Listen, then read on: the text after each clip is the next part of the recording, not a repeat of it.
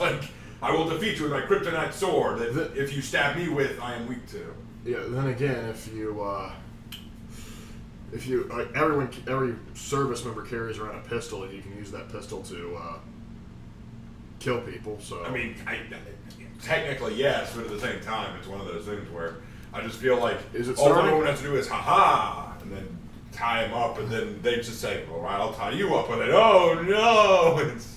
Yep. It is, in fact, starting Outlaw. Old school Wonder Woman hit different. But I stand by that kind of just, like, MILF, Doc Ock hit different in that comic. Well, what a way to start the stream. Hey, you know what? I thought of worse ways to start it. And hello, ladies and gentlemen, and welcome back. Hello, everybody. Good to have you. I'm here to make sure that everything's starting all right. Let me check the audio. Make sure everything is copacetic. Hey, you know what? I thought it worked. Yep, audio's working. Seems to be working. Yep, there you all is good in the hood. It is, in fact, good in the neighborhood. Yep. Let me get the thing up on mine in case something goes wrong.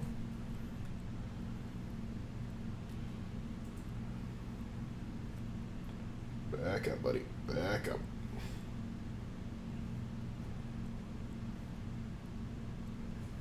Alright, there we go. That ought to do it. Alright, so last we left off, we were helping out Supervisor White and getting another settlement for the Minutemen, so I could... Because what I really want to do is launch artillery from here. Supervisor White. Because that's what I want. Oh, yes. Oh, yes. I leaked the new character on R6 and he looks familiar.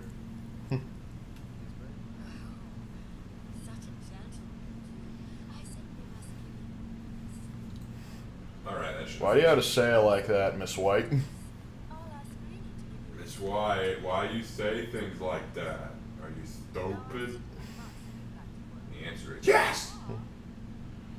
Alright, I guess that will do. Anyway, time to start establishing connections. Oh, they've already leaked the new character in Rainbow Six? Yep. Really? Yep, I just read it. Oh, where is it at? I'll take a look. Is it on Discord? He says it's on Discord. Alright, I'll take a look. I'll take a look. So I can't scrap any of this big electronic stuff yet. Where is it on Discord? I don't know. I don't see it anywhere. Vlad, where did you find this leak? And where'd you post it? Oh, here it is, here it is. So this is a thing in R6.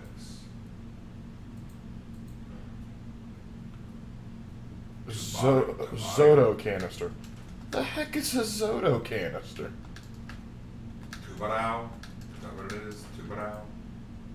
Is he Portuguese? No, they said it. I think they said he was supposed to be. Hold on. Let me check the Rainbow Roadmap. Rainbow Six Roadmap. Why'd they scrap that? I needed that. Why'd you do this? I need. Oh wait, you're right. It is Portugal. Hey, hey, what do you know? Because the last one was Korea, and so now it's Portuguese. Cool. It's gonna get a new map, a revamped shield mechanism. Yeah, cool. How about that? Why can't I scrap this car? That's weird. No. It's gonna be hard to beat the Korean operator. I liked her. She was pretty fun. Though that cutscene. Oh, her lore is garbage, but she herself was pretty cool. Her design was cool. Her gadget was cool. I like her. Speaking of which, I need to do Malusi's video. I just need to sit down and do that, man. Yeah, you do. But yeah, once his trailer and his lore and all that come out, I'll do a few videos on him. Anyway, Might as well. It is my time. All right, we'll see you back a little bit later. Yep, I'll be back later, guys. Say goodbye to Raven, everybody. Bye. I'll be back later, I hope. You hope. Minutemen, Well, good to see you. Who knows how long this could take. Indeed. And if anyone asks, well, you know what to tell them. We'll have to go fight the demons. Yes. Mr. Ghoul, you need a job, and luckily for you, I have one.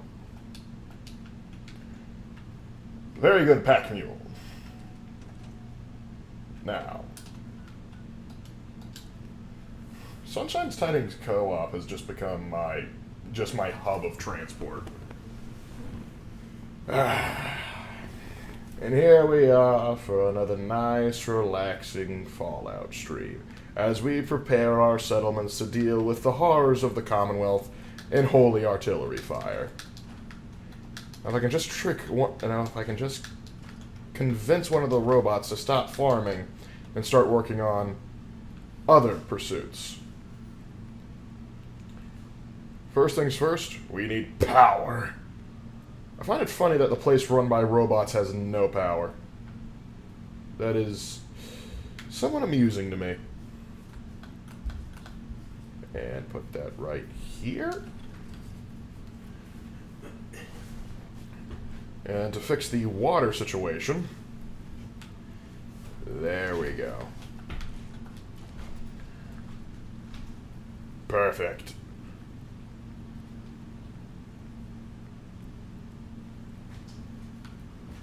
Get a recruitment beacon up and running.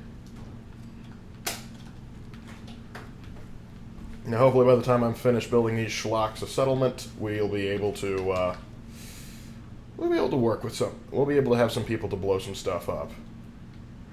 Again, we're gonna have to build a sort of a lifted settlement. Irritating, I know, but it's got to be done. No, concrete's annoying to work with in this game. That'll do.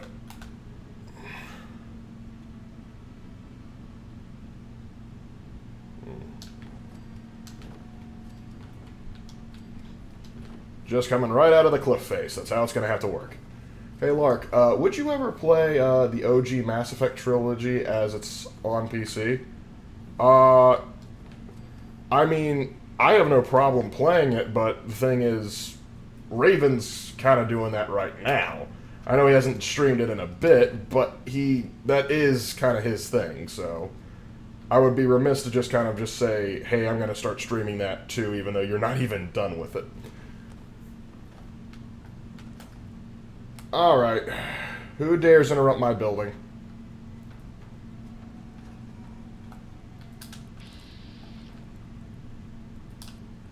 I heard shenanigans. They fear the 1911. They fear it! Alright, now anyway, back to building a place for the schlocks to live. Okay, good, we have a normal human. And there it is again! Can't a man rebuild society in peace and quiet? Listen, I've got a drunk, angry Irish chick, and I'm not afraid to use her.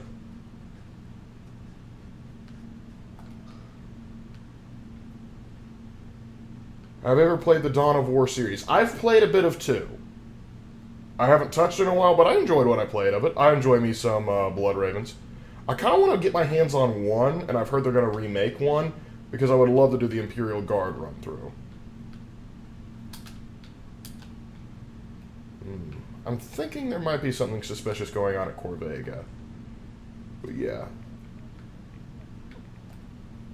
Relax, that's what Radix was made for.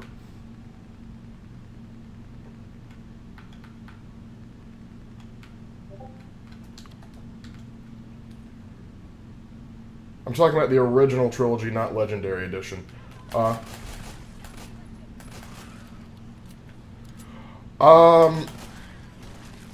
I'm not sure why I do that.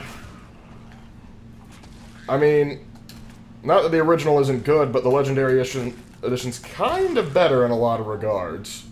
So I'm not sure why I would go through that to do that. Particularly since linking up saved files would be far harder to do over 3 separate games. It still can be done to my understanding, but it would be far harder to do.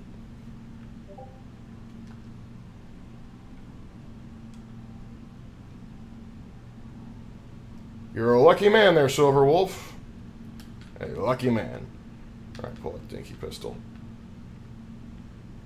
Alright, I think the mole rat problem's been dealt with good. Now I don't have to come and handle that later.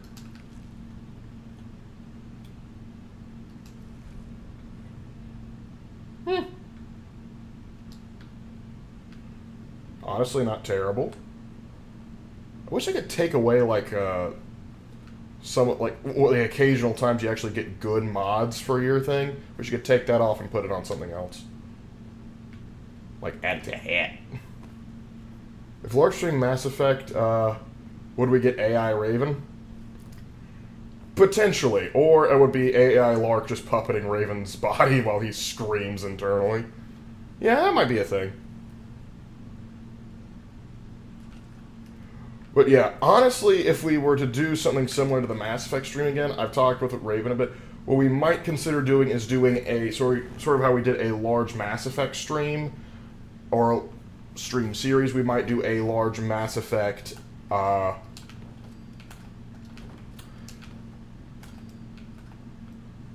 large Dragon Age stream. Because I think that might be fun.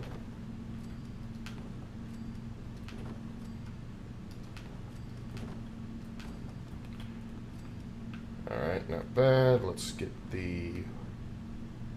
Oh, don't be like, there we go. Perfect.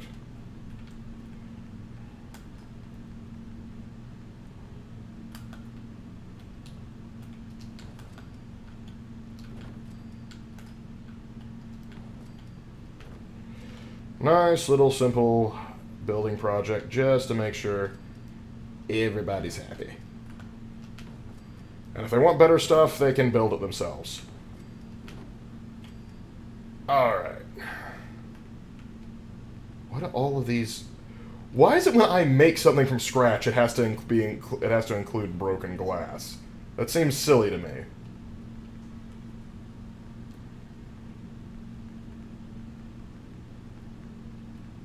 There we are. Now, furniture, get some beds in here, and I'll get them some nice beds. Not saying they've earned it, but I want to keep morale up somewhat high.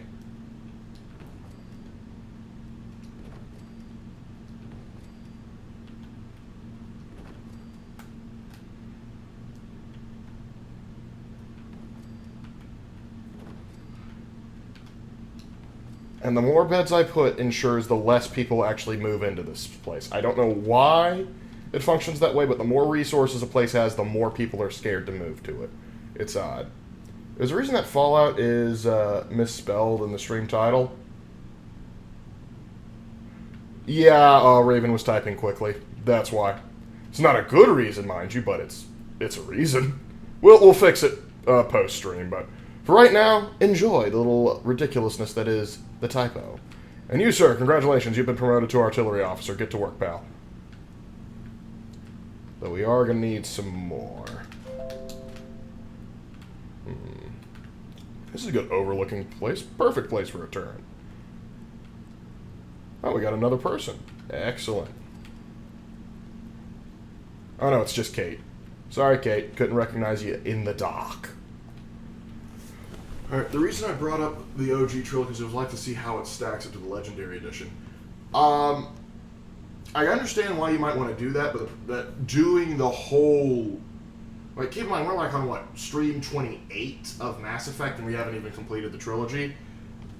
Would you really want me to do a whole 30-plus episode stream of the same game, but with lesser graphics? I mean, I'm flattered that you think I would be that entertaining over that time covering the same material as I did with Raven, but I'm not convinced. Alright, let's see. Talk to Jack. Oh yeah, I still gotta do that with Jack. Do I want to go ahead and do that? I got other stuff I need to do. Like, oh yeah, the Valentine Detective Agency.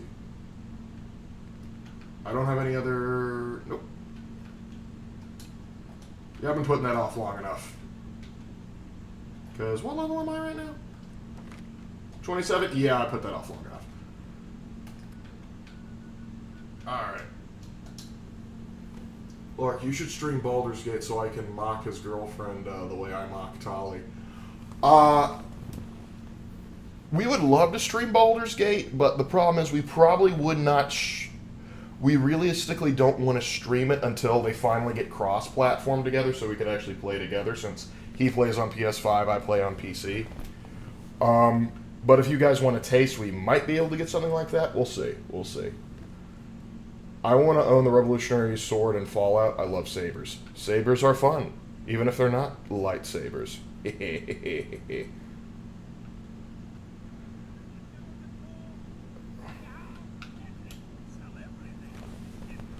Congrats, you've been promoted. So neat. What do I do? You dig mine and shovel as a Chinese. No, we are not. We are not with the CCP. Or as my buddy goes, it's just you and me and the CCP. Yeah, I was a groomsman in a wedding, and while we were just sort of walking around waiting for the ceremony to start, one of us kept on singing a song he made up about being a part of the CCP and tried to turn it into a love song. It was better than it had any right to be, and I don't know how to feel about that.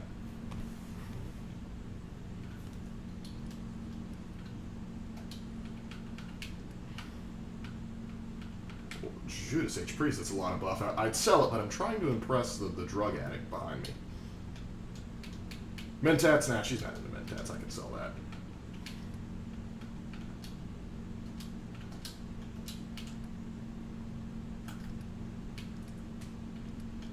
Chinese officer sword? Nah, not worth it. 45 caliber. 308. 556. Please and thank you.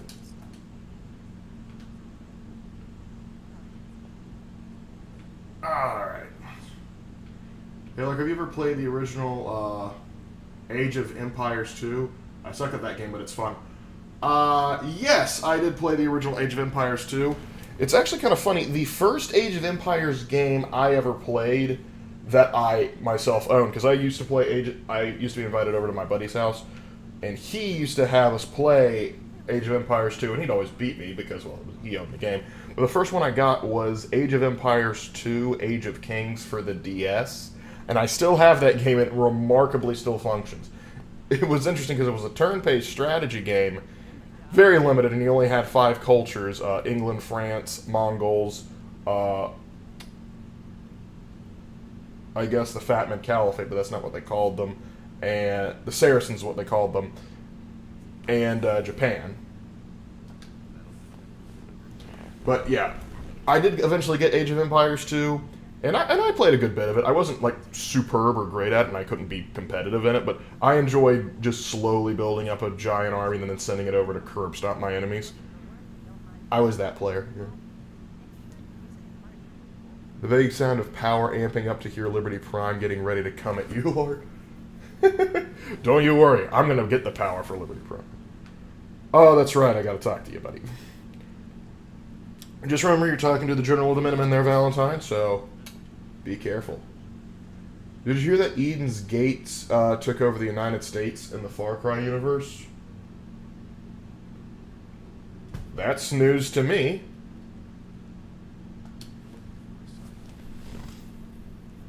Are you saying, like, in not Fallout, a Far Cry 6, that the United States canonically fell to Eden's Gate? Or because if you're talking about, like, Far Cry New Dawn, the cult still kind of falls apart, and the United States is sort of destroyed. It's also not considered non-canon. But yeah, Eden's Gate's still heretical. I don't care how much ground or territory they get, their theology's still wrong. Though their soundtrack still slaps, though. I'm not going to deny them that. Let's see. Oh, let me read that. Isn't that the point of base building? Essentially, build giant army and curb stomp everyone? That is one tactic. There are some people that they will build a lot of chaff units very early on, and they will just flood the opposition before they can get anywhere. Like, I played Age of Empires 3, and I made the mistake of trying to play against other people. And before I could even get, like, decent settlements up and running, the other guy found my camp and just continuously swarmed me with a bunch of cheap units and just destroyed me. Ubisoft, what are you doing? Oh, Gooby. Love him, hate him. You gotta. Sometimes you have to marvel and go, "Why'd you do that?"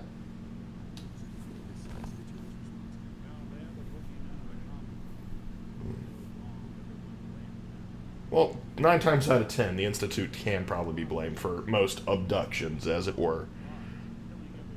It's kind of because the other options would be gunners, but then they would probably give you a ransom note, or it's super mutants, in which case they've either killed them, eaten them, or turned them into another super mutant. Either way, it's none of the options here are good. So my disappointment is probably dead. If only.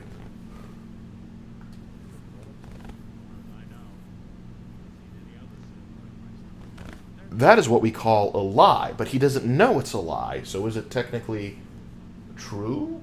No. Far Cry 6 is an alternate timeline from Far Cry 5. Eden's Gate still exists, just kind of chilling in Hope County, because Deputy never showed up or something. That's how I understand it too, but Far Cry 6 wasn't fun, so... Yep. I just never got into Far Cry 6. I mean, I tried to play it, but it felt like it was trying to be a little too much like a Just Cause game, but watered down. And, honestly, unironically, like, as soon as I got the chance to jump on that boat and go to Miami, I just went straight to freaking Miami. Ubisoft is the Starbucks of gaming assembly line and made for hipsters. I don't think they're that bad. I think they make some poor decisions, but I think there are some other gaming companies that do far worse. Then again, no, they still messed up with the Assassin's Creed. They still messed up with Assassin's Creed, so I still gotta have them for that. Take it with a grain of salt, clickbait is one of the most common tactics used in this platform. Clickbait on YouTube? Surely you jest. The cake is a lie. You're right, the cake is a lie. It's actually pie. You didn't know it, and we didn't want to just break it to you like that, but it is true. The cake was actually pie. What makes Far Cry 6 not fun? Was I the only one? The only one I played was 3, and even then I never finished it. Now, some people just don't like the Far Cry formula, and that's perfectly understandable. The problem is Far Cry 4, to a degree 5, and 6 all tried to replicate the success that was Far Cry 3. Because Far Cry 3 was a lot of fun. It's sort of cool to have a guy that's sort of builds himself over time as sort of a guerrilla warfare fighter. Now, Far Cry 4, I think, was just a little silly because they made the people you were helping so awful that you kind of wondered, like, why am I fighting Pagan Men? He's unironically better than the guys. Far Cry 5 was good because it was a lot of fun, you liked who you were fighting for, and the villains were genuinely fun to take down. So it had a lot right going for it. And, like, the guns for hire and fangs for hire system, I really enjoyed. But then in Far Cry 6, it just didn't have the same appeal for me. The setup wasn't as interesting. Well, like, I mean, from what I understand, like, the main bad guy, he was trying to find it, like, his main thing is growing tobacco and using it as a special way to cure cancer. Like, the horror? Oh no. And also, apparently, like, you got this, like, grade A actor to be your villain, and you don't really use him all that often or use him to his full potential. Kind of a disappointment there. And the, like, some of the big selling points, like, oh, you have a backpack mortar launcher or something, but only one mode is actually worthwhile using. And you don't have any guns for hire, you only have fangs for hire, and you have an attack gator, which is cool. Not gonna lie, I like Gustav the attack gator. I forget if Gustav is his name. You have a paraplegic wiener dog called Chorizo, which is interesting. I thought he was cute. There's another one, I forget, and then there's also like a rooster that you can have fight. Then you go back to Far Cry 5, you had a grizzly bear and a cougar, along with a crazy guy in a helicopter, well, I know, crazy girl in a helicopter, fun guy in a biplane, American sniper, basically Green Arrow sidekick Artemis backing you up, all sorts of crazy stuff, and you're getting to fight a cult in the United States. It's a lot of fun. But Far Cry 6 just did nothing truly to stand out to me.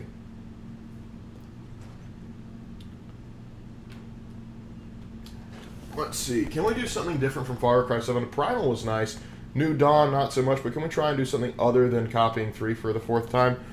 I would agree. I've heard some people talk about, like, doing another sort of timed one. Like, people say, like, imagine a Far Cry game set in World War II, like maybe in Japanese-controlled Manchuria.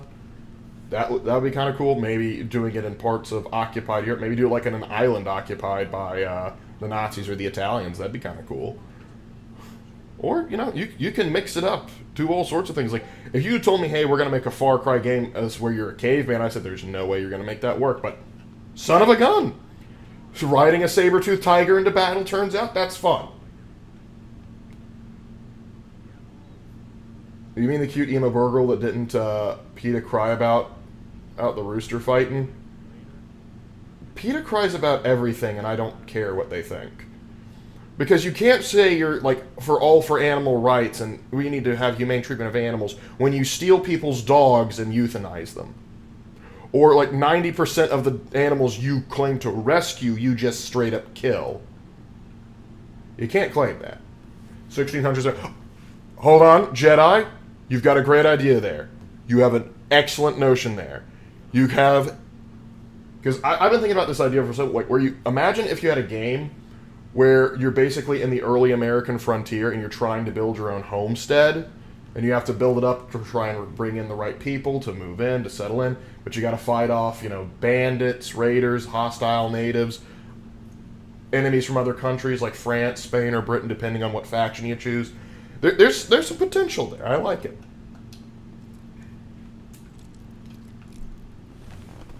Yara is a watered-down Cuba all the way down to the vehicles and people. It's really hard just not to see Cuba. Yep. Honestly, if I wanted to do something like that, I'd just play Just Cause. But then again, Just Cause 4 was kind of a disappointment because it wasn't as fun as 3.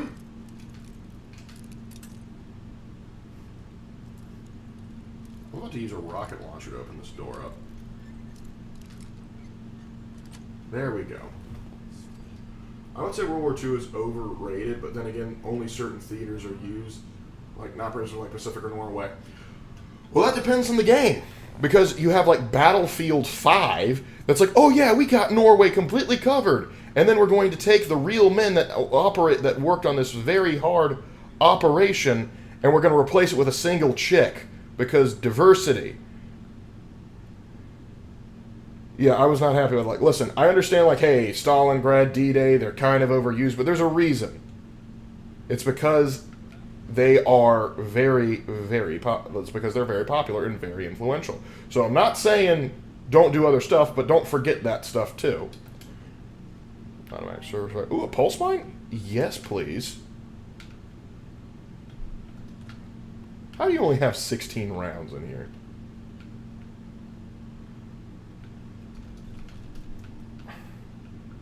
Anything else? Gamma round, flare, sure.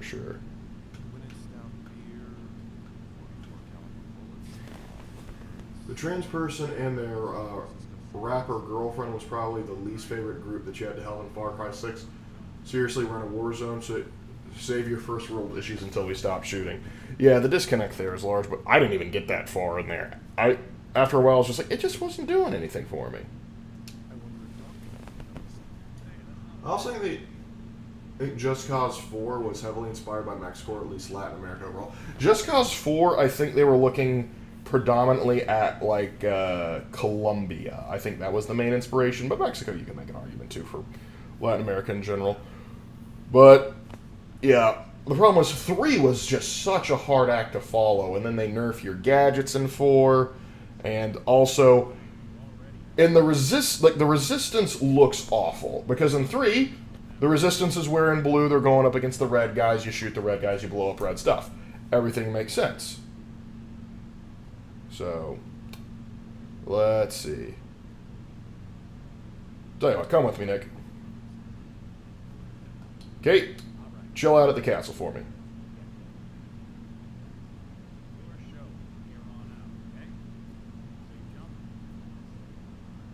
Jump. Liar. I don't appreciate broken promises, Nick. I will remember this, Nick. Till my dying day. Just kidding, I've forgotten about it already. Ah, yes. See, I think the whole storyline with the original natives and Mendozas, I think, is inspired by Aztecs. Okay. Yeah, they did have that. It's like, well, could be Incans too, but considering location, Aztecs and Mayan would make more sense. Living in the most peaceful period in recorded history has a downside, such as wokeness.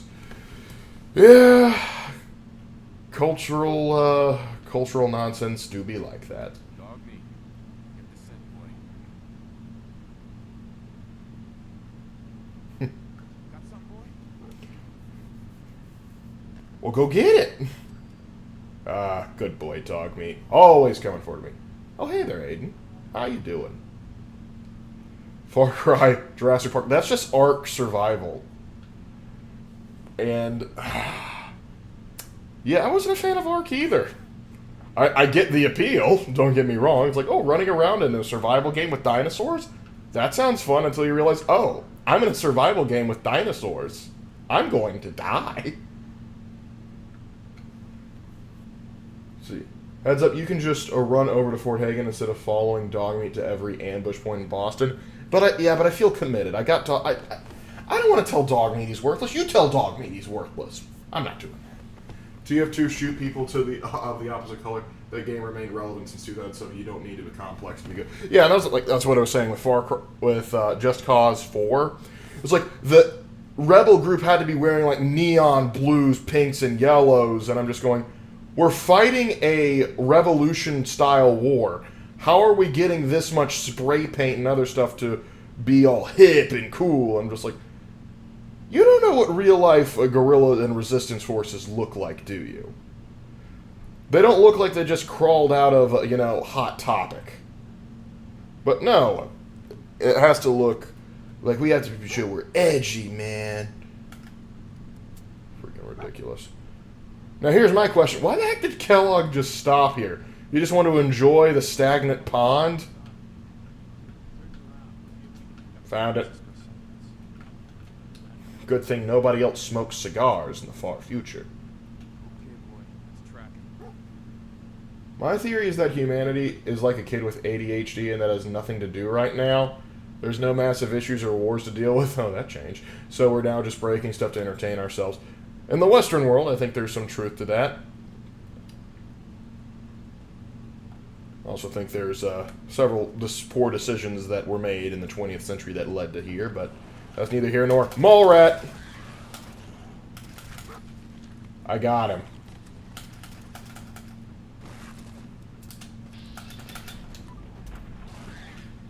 Taken care of. I should really start an extermination business. Excuse you? Silly mole rat. Living is for people. What are you carrying? Do you still have a submachine gun? Nice! You turned into a mobster. I love it. I'm not saying Dongmi is worse, I'm just saying he needs a little more tactical awareness.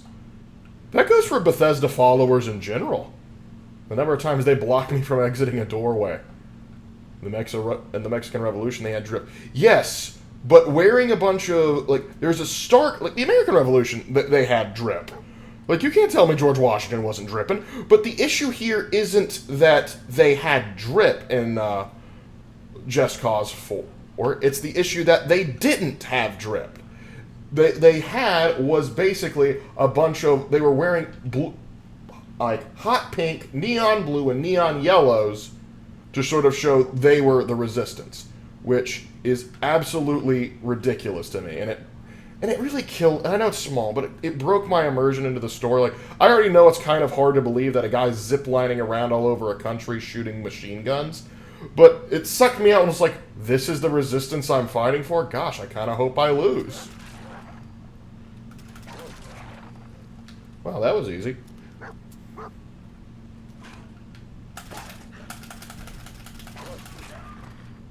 Quick draw, pole hook, heck yes. I wish I could do an execution where I grabbed somebody with the hook and just sort of pulled them off. Like you would do in a stage production.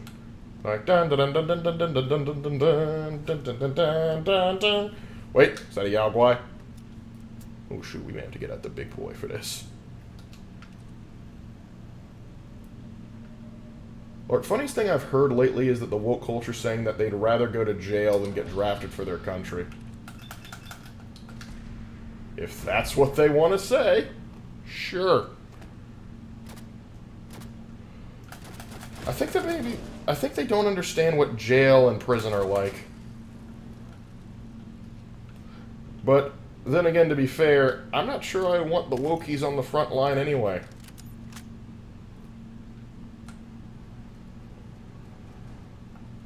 Sergeant Gusty.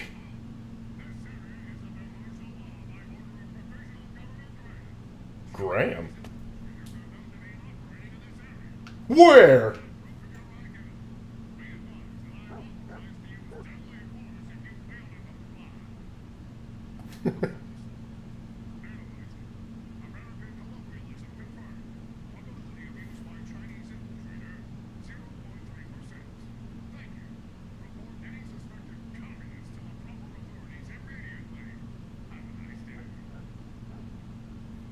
Godspeed, you magnificent son of a bitch.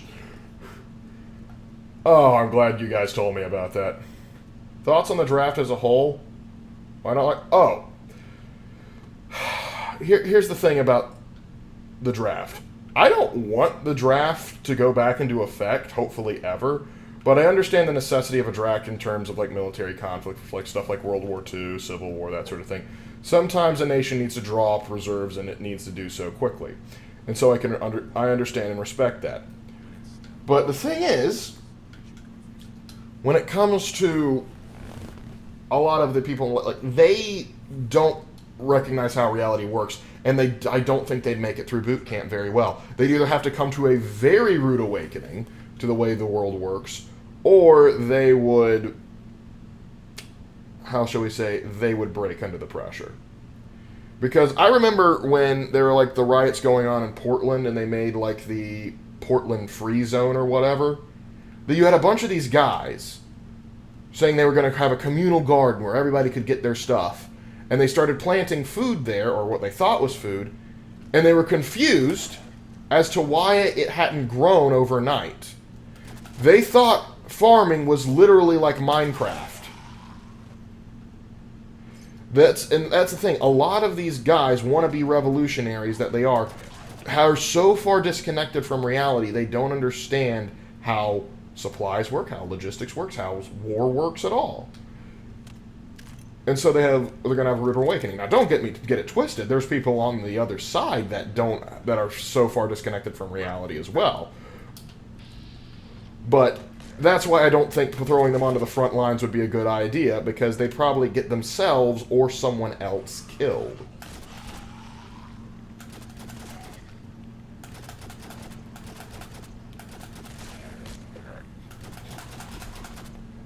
I miss my gun from Darktide now. Hold on, let me reload there, champ. You're right, it was Seattle. When I had Portland, Seattle, very little difference, in my opinion. I thought it was the Capitol Hill Autonomous Zone in Seattle. You're right, it was Capitol Hill. Resolute 10mm pistol. Time slows for a moment when chaining and bringing the final round in a magazine.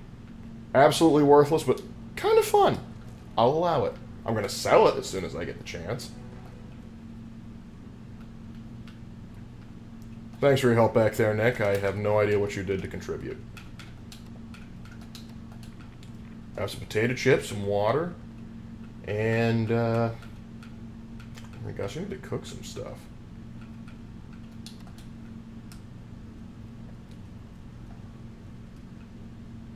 Crazy Row for coffee. Analyzing South Carolinian native, 100% red-blooded American. Have a nice day, sir. You're dang right. Oh, hello there. Another crazy robot.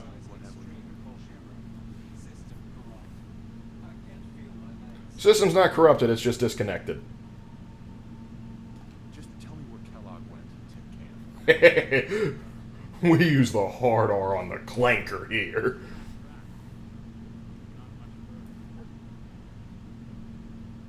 Alright. Oh! Deathclaw! Hold on. Please tell me I still have my fat man. I do not still have my fat man. Do I have my missile launcher? Yes, I do. Nick, we're quick saving.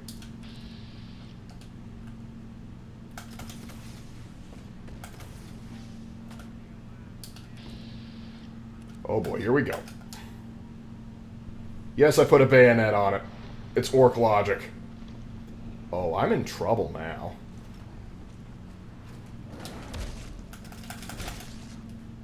That was the wrong choice to make.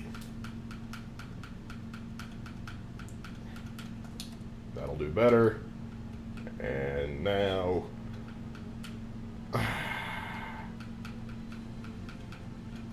There's my emergency drugs.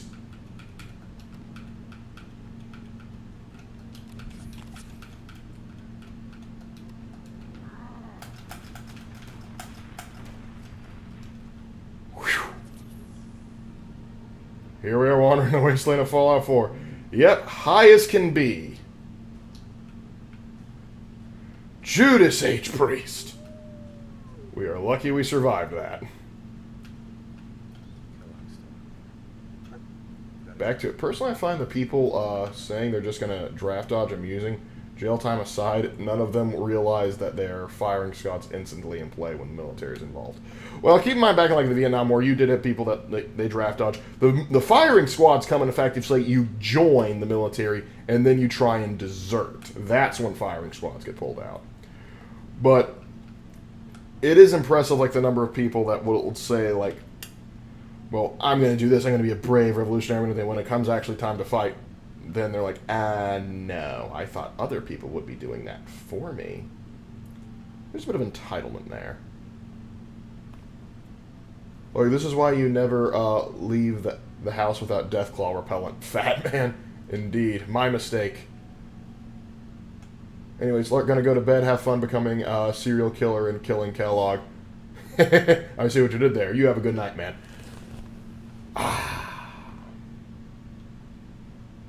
What do you guys think, including Czech, think will happen if the U.S. loses World War III? We don't even know if World War III is going to happen.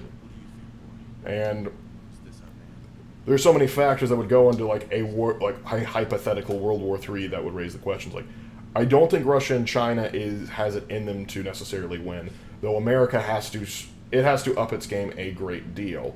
Because one of the biggest things that people forget about when it comes to winning World War I and World War II is the United States was the king of production. And while our production isn't bad, it isn't what it used to be. Not to mention, a lot of the technical stuff that we build today can't be as mass replicated as it could be in World War II. For example, you could take like a Chevy factory back in 1940 and turn it into a factory churning out Shermans. Nowadays, you can't just take a car factory in the United States and have it start churning out M1 Abrams. They're too specialized for that. The factories are too specialized for that. And so you're not going to be able to crank out mass quantities of goods, at least the very technical stuff, like we used to. We found it, boy? Is he in here, boy? Is much to be desired, especially top brass. Well, believe it or not, the United States has dealt with moronic leaders even in the military before. Like, it's a miracle the Union held on as long as it did with some of the generals that it had in the Army. Looking at you, McClellan. Hey. You okay, buddy?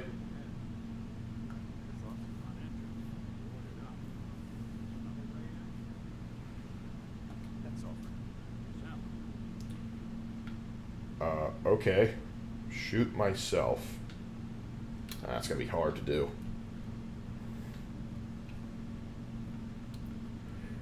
Even if the draft happens, won't be electable because of my health issues. We'll still choose to fight if push came to shove. Yeah, I respect that. It does kind of show a difference in the way society works. Like in people in during when World War II broke out, there were people that committed suicide because they couldn't join the military, and they were sort of ashamed of that. I kind of know a bit of that. Like when Korea came around, my grandfather actually wanted to join the military because he felt it was his duty. He grew up during World War II, and he was very much patriotic. However, he wasn't medically fit to be able to go serve, and so he got over it, but it always kind of stung with him that because he wanted to serve his country, and he felt that he wasn't able to the best of his ability because of a medical condition.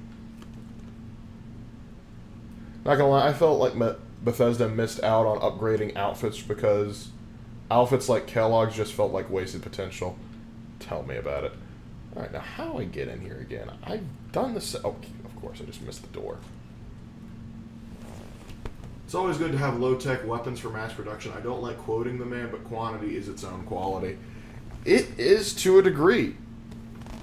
I mean, keep in mind, people always love raving about how great, like, the Tiger and Panzer tanks were. And don't get me wrong, they were good tanks in certain ways, but they did have their flaws. They were harder to produce for, and they often were prone to having problems out in the field that couldn't be quickly fixed. Meanwhile, Shermans, you could crank 1,000,000 of those out. You can crank 1,000,000 of those out, and if one breaks down, like, oh, we've got more parts. And Sherman construction got better over time. Sup, Chrome Dome?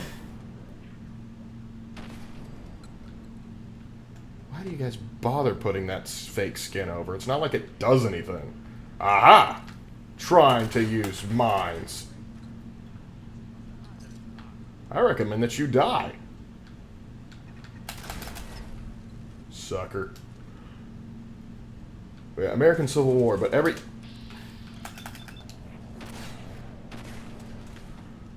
Civil War, but every time Lincoln fires a general, it goes faster. Oh, no! I was hoping I could outshoot him and then heal. But that's alright. I'll come back. I will always come back. I keep a laser musket for home defense, just as the Minutemen intended.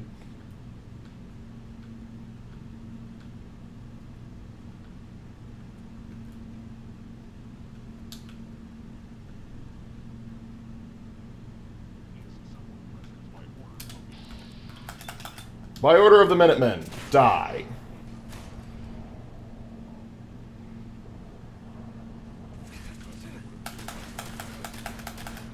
Miss me with that weak laser stuff.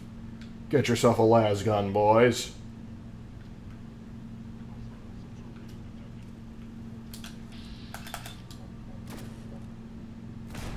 Gosh, I love this gun. They're just over-engineered pieces of junk. Be more specific. What's an over-engineered piece of junk? Because I might agree with you, or I might... Really?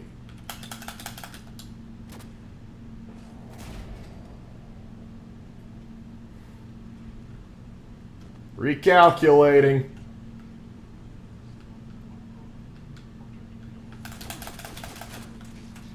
Listen, Kellogg don't need protection from the likes of you.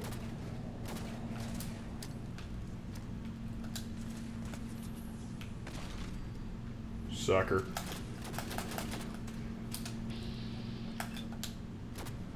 I was really hoping that would set that off. But I guess I'm not allowed to do anything cool now, am I? Why is Lark William Afton? How am I William Afton? How did you make that connection?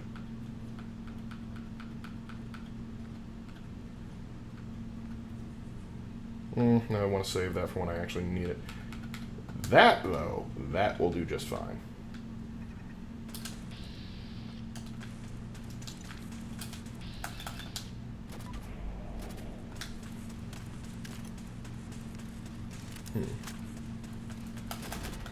Perfect. Oh my gosh, there's still more of you alive. We're gonna have to fix that mistake. In a world where battles can be fought over the span of several hundred miles, it's no longer a quantity scenario. It's who sees who first. The quality of equipment NATO is leagues above. And for the most part, you're not entirely wrong. Battle doctrines change, but the thing is, when good quality equipment is destroyed, replacing it takes a while. So it's kind of, you want to produce as much as you can. And don't get me wrong, the United States has an excellent stockpile of munitions, but I'm kind of unnerved to a degree at how much like our capabilities have changed since the 20th century, shall we say. Re-enter. Okay, that ain't working.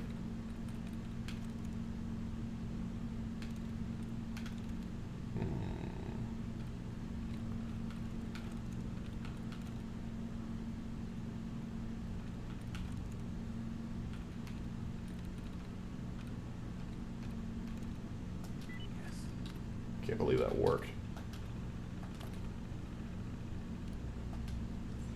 Was that the crit of 83? Yeah, get Markiplier to come in here and react to my nonsense.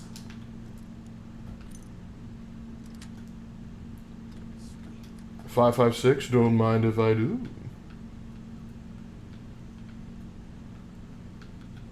Let's see, no. Anything else of value? No? Well, okay then. Let's see.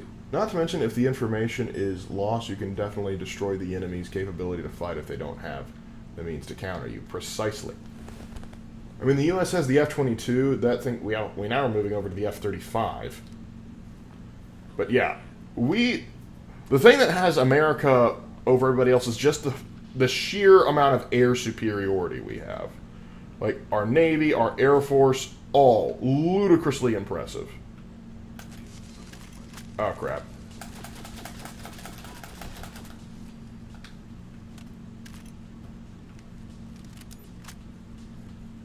Like, what would you play after Fallout 4? I had a few ideas. Like, we could start maybe that Dragon Age idea I was telling you about. The other... Oh, I'm still standing on it. The other idea I've been sort of mulling over was be doing sort of an XCOM series. Since that would be kind of fun to do. I would love to do an XCOM 2 campaign. War of the Chosen, all that jazz. We'll eat a squirrel on a stick. That's good for my health. Where did you come from? Where did you go? Where did you come from? Cotton Eye Joe. How does it feel to get shot down by a railroad weapon? If I didn't kill you, you'd be on suicide watch.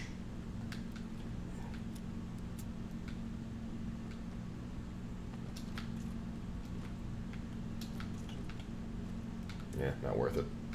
I'd love to see XCOM. The U.S. Air Force has a new stealth bomber too, the B-21 Raider. Yep, we do produce some good quality stuff. We just gotta figure out how we can crank it again. Is Kellogg trying to be funny? He's as dry as a cereal brand. Let's see. U.S. wants to fight. U.S. wants to use battle rifles, but the two current wars say it's going to be a mix of World War I and World War II trench tactics warfare mixed with maneuver and blitzkrieg tactics. Another thing that's really hurting the war in Ukraine is the lack of air superiority. Though Russia technically controls the skies, we've sent over enough anti-aircraft weaponry that it's kind of a toss-up.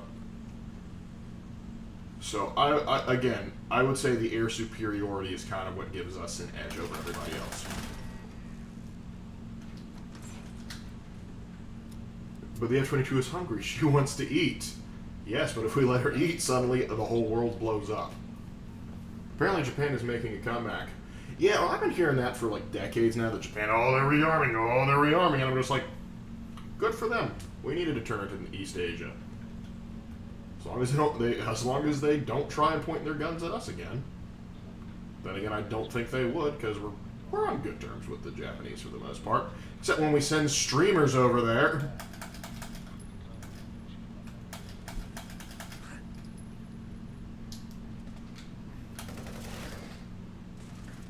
Speaking of battle rifles, could I interest you in some lead, sir?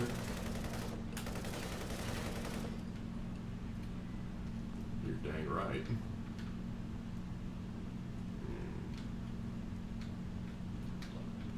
Zelensky, the strip club bouncer, is begging for money. Well, of course he is. Yeah, just a reminder, me nor Raven have any love for either the Ukrainian or the Russian higher-ups. We feel incredibly bad for the Russian and Ukrainian people, though. Being caught in a war is never fun.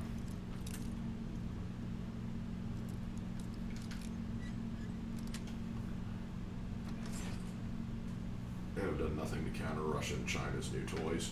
What new toys? I'm always skeptical because there's sort of a pattern that typically happens when China or Russia claims they have a new toy that could totally beat everything. We take it seriously, we freak out, and then we spend a lot of money, time, and development to build a counter for it, and only to find out that the thing was never actually real, and that we didn't need to waste all that time, energy, and effort. But now we just have a cool new piece of tech.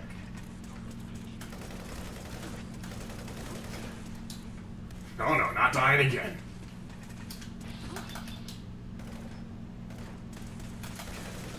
Make your lucky start, son. What the? There was a thing up there too? Why didn't it fire first? Why did the one down there start firing? Whatever. Why not the higher ups? Oh, the Ukrainian why don't I like them? Because they're shady, shifty, and untrustworthy. The Russian higher ups, they're an oligarchy. They're naturally corrupt. I don't trust Putin's government. Never have. Never truly will. Zelensky's government also has been doing a lot of tyrannical things with anybody that you might consider a dissenter. And he's also been using it just to tackle political opponents while also lining his own pockets. $10 from Dale Expert. Hey, Lark, if the draft does happen, I think there should be a condition. If you have a student loan debt, you're drafted. If you can't pay the government, they'll take it out of your ass. Whoa. One, thanks for the thing. If you have a student loan debt that you're drafted, if you can't pay the government, they'll take it out. Okay. Actually, that's an interesting idea. Like, hey, if you get drafted, your student loan debts are officially cleared. Everybody's signing up for this. That's assuming we get drafted. I don't see that happening. Yeah, I don't. There you are, you little filthy turd. I mean, the Ukraine and Russia thing is just going to stay a stalemate for the foreseeable future. Yeah. Because Zelensky's going to keep begging people for money. That's the thing. If Russia doesn't have the teeth to finish it, and Zelensky doesn't want to finish it because it's free money. That's kind of the sad thing for it. Neither side can truly push the other over the edge. Because if Russia pushes it over the edge and just straight up conquers Ukraine, then Putin's an asshole and a villain, and the world hates him. He would conquer Ukraine if he could, but he can't because his army was not what he believed it was. Correct. And Ukraine can't just push them out, even though they have the support of the world to do so, because Zelensky knows if he ever does finish this war, well, he no longer gets paid. He knows this is his best form of income. Russia should restore the Tsar. I mean, there are still a few Romanovs around. I would not mind the Tsar returning. Well, depends on the Tsar. I wouldn't be upset. I have some beefs with some of the Tsars, but I don't agree with everything he did. But Nicholas II got a raw deal. If you haven't seen Mr. Z's video about what if a Tsar or Scar Nicholas survived, check that out. Great video. But I'm back now. Raven, it's not a stalemate. Russia's losing. Yeah, well, no, the reason it's a stalemate is because Ukraine could end it, they just refused to. Well, I'm not sure they could per se in it, but it's a stalemate with Russia not having the edge. Well, no, what I mean is, if Ukraine used the resources the West has been giving them and really pushed the money and weapons we've been offering, they could move it to the point that Russia capitulates, because no one other than Putin wants this war. The problem is they won't. Zelensky is using the money to finance his own personal shit. We all know he is, and he's never going to bring an end to this because he knows the minute he does, well, there goes his free pay. And also he can't use dictatorial authority anymore.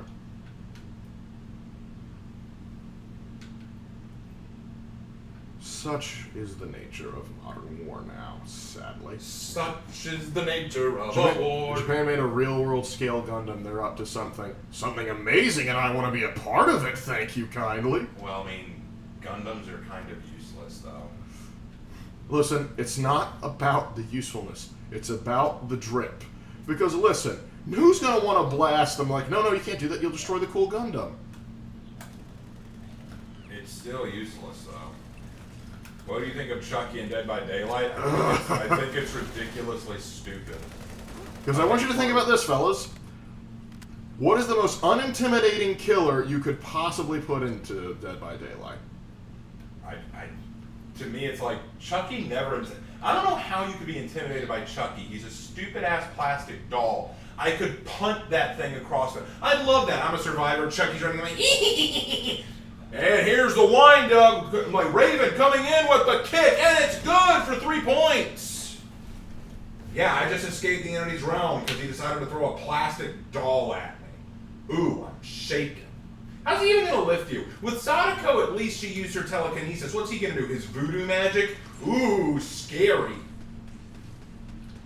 Yep. I mean, gameplay-wise, I'm curious to see how they implement him. But at the same time, you gotta admit, it's kind of ridiculous. Oh, it's stupid. What power are you even going to give him? Like, legitimately, what power will you I think they're going to give him the power to crawl under the pallets. That'd be hilarious.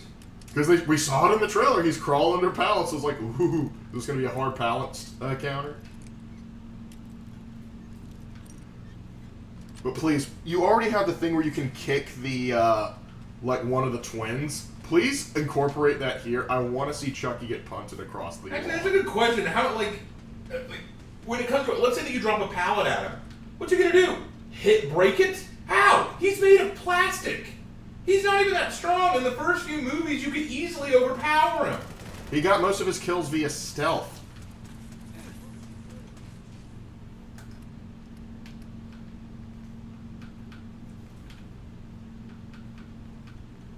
Let's see. First of all, bluff out because I can.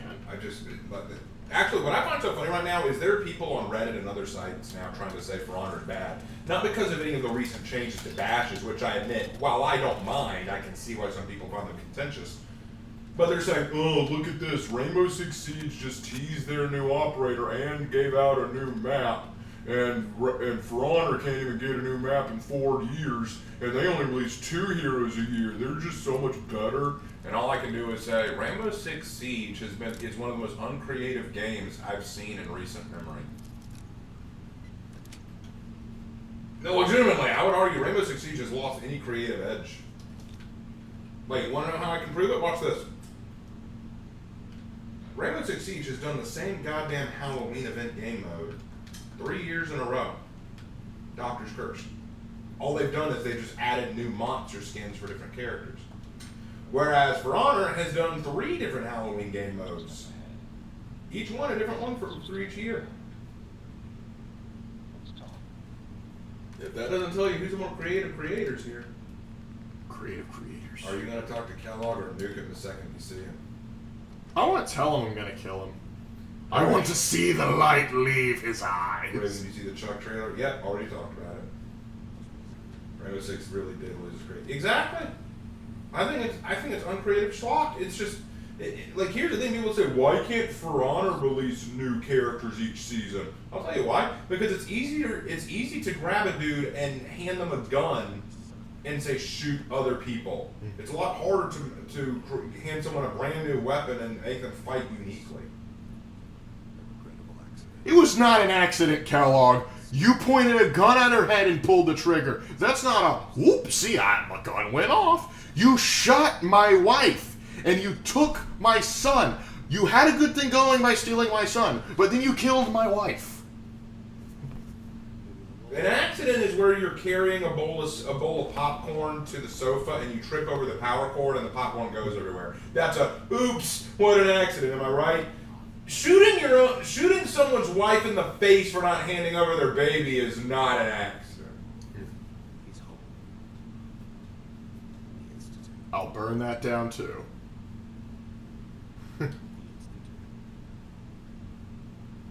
Well, I'll find him and kill him. I'll say this though, Kellogg's outfit is cool. Oh, absolutely. If you have a female survivor, it's actually kind of neat. I actually typically put it on Curry or Piper. Exactly. It looks really good on a chick. Yeah. Honestly, it looks good on pretty much anybody. It does, but I for some reason like kind of want to give him an Indiana Jones hat. killed my wife. I have 3 payments left on that.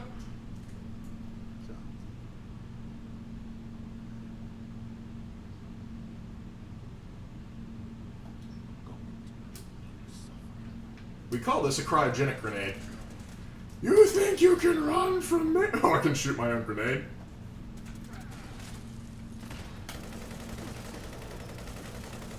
Is it like that Persona thing where Ryuji throws a grenade and then Fox shoots it? Oh gosh, I wish. Look at you with your little pea shooter. That's how we needed to take out Kellogg, guys. That's how we needed to have him bust into Ryuji and Fox's bar. And I would pay, unironically, a lot of money for that to happen. Yes. And now, I'm gonna kill you. I can just see Ryuji just unloading into Kellogg. Yes, please. Prolong this. Prolong the inevitable. Lark, shoot him by accident. Shoot him by accident? Hold on. If we're gonna shoot him by accident, we have to do this correctly. Oh no, this is such an accident. Sorry, buddy. Oh no, this is such an accident. I totally didn't mean to do this. He's alive! Man, Kellogg really is an important part of a balanced breakfast. It's great! Only one man's allowed to survive 2 nuclear blasts. So if Raven is dating an alien and Lark is dating a bear, imagine Thanksgiving. I'm dating a bear? When were you dating a bear? I didn't know about... Lark, when did you get with a bear? Are you afraid because I play Baldur's Gate? I don't get with the druid. I play a druid. I get with Carlia. So you're dating a demon? Tiefling. There's a distinct difference. Ah, gotcha. Free pistol. Don't mind if I do. We're going full on moist critical. Yeah, woo, baby. And now, because I am incredibly childish. Let's face it, you are. Yes. Now, you don't need this anymore. You can't kill Kellogg. I'm not spiteful, you're spiteful. And now I'm officially a serial killer, as chat has already pointed out. Thank you, thank you, thank you. You can't kill Kellogg. I just read that. We accidentally didn't Kellogg. I have played Mass Effect 3 many times and heard the elusive man, but I still don't understand why he wants to control the Reapers as many cycles have tried to do the same thing. Because he's poorly written. Yeah, there's no other way. Because they said we need other bad guy for guy for last game. We use elusive man now. He was actually pretty decently written in the second game. They just had to turn him into a mustache twirling villain in the third. Shame too. Because there's certain things like I kind of agreed with him on. Yeah, I thought that he was smart in this one. And then he just sort of screwed the pooch. It's kind of like how when they originally wrote Magnus the Red, of be like I'm kind of mad with the Council of Nicaea and how they treated Prospero, and then you realize he didn't lift a finger to stop the burning of Prospero until they because Lehman Russ said, "Hey guys, Magnus, want to come up and talk? What the heck's going on down there?" Magnus, Lehman's on the phone. I can't talk to him. I'm trying to repent. Tanking a nuke point blank is an impressive feat for Kellogg, but can he beat Goku? No. No. Not even close. Because Goku could tank 100 nukes and still walk out and say, I haven't even reached my final form.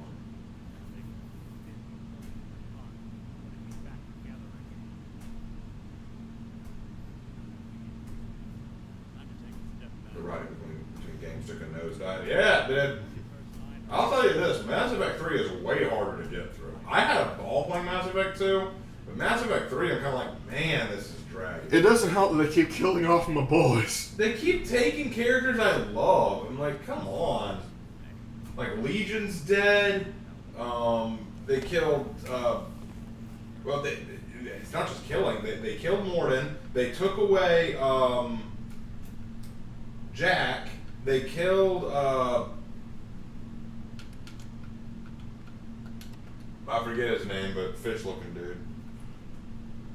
He was awesome. They took away Thane. They took away Grunt and Rex. They just wrote them out. They're gone now. I haven't seen Ashley. No, actually, no. What's her face? Miranda. Miranda. I haven't seen Miranda. See, I'm already forgetting all the characters. Like, we haven't seen any of them. Thane, that's it. Oh yeah, Miranda's supposedly on the Citadel waiting to talk to me. I'd love to go visit you, Miranda, but I know you're not going to offer anything of substance. Which is sad. This is sad. Whether or not they still have to wrap up the storylines, I don't know. People who tell me Mass Effect 3 is better than 2, I'm like, nah, you're a lying scumbag, dude. Ooh, don't let Rags hear you say that. I thought Rags liked 2 more than 3. He hated it. Apparently, he thinks it's the worst one. 2 is the worst one to him? What? That's what I heard. Oh, God. Well, Rags is wrong about that. I'm telling you that right now. Kellogg seems to have a modified Smith & Wesson Model 29. However, the reinforced barrel seems to be unnecessary. Also, rip to Legion, Thane, Morgan gone but not forgotten. My boys. Hello there, Colin. How art thou? Thou art, Colin. Visit her trusting. Trust. If I have the time and the jelly beans. And I do have jelly beans. Nobody has jelly beans. So, do you get extra unarmed damage for having metal hands? Yes. Yes, I do. Wait, where's Dogmeat? Did Dogmeat go to the castle too? Am I going to have to run around and find him with console commands again? To be fair, Rags also disliked Avatar The Last Airbender. Yeah, well, you know what? Rags isn't right about everything. Yep, I agree with that. It's like saying Batman Arkham Knight is better than Arkham City. No, it's not. Arkham Knight is way worse than Arkham City, best one. Yep. Hey, Raven, did you hear that both the dwarves and the bandits are going to be in the Snow White remake, and the leaked pictures were supposed to have them march together in Revolution? What bandits? Here it comes. What bandits? I'm so confused. Hello, boys! My God. Oh, look at that. By the way, it turned out there's a successor chapter of Marines called the Knights of the Raven. Oh, that's cool. I kind of want to make some now. Alright, boys. It's Brotherhood of Steel time. Rags' opinions don't count out unless Airbenders the GOAT. Look, Rags can be right about a lot of things, but I also disagree with him on a lot of things. I agreed with Rags on several things that he's brought up, and I think he makes a lot of good points. But I also have my own personal issues with the dog, okay? I have personal issues with him. In terms of how he does his videos, how he responds to people, and in terms of his general attitude. Why am I hearing America Frick Yeah in the background? That's normal. That's normal. When the Brotherhood of Steel Pridwin pops in, you just hear that naturally. Pfeiffer, I'm home, and I'm dating an Irish chick. Just thought I'd remind you. Hey Raven, I heard that Corvus is Native American. What are your thoughts? No, he's not Native American. Because in order for him to be Native American, he would have had to have been born in America. I can't argue with that logic. Nor should you. I'm right.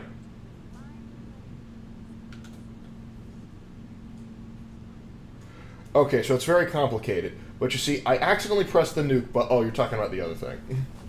I didn't mean to do it.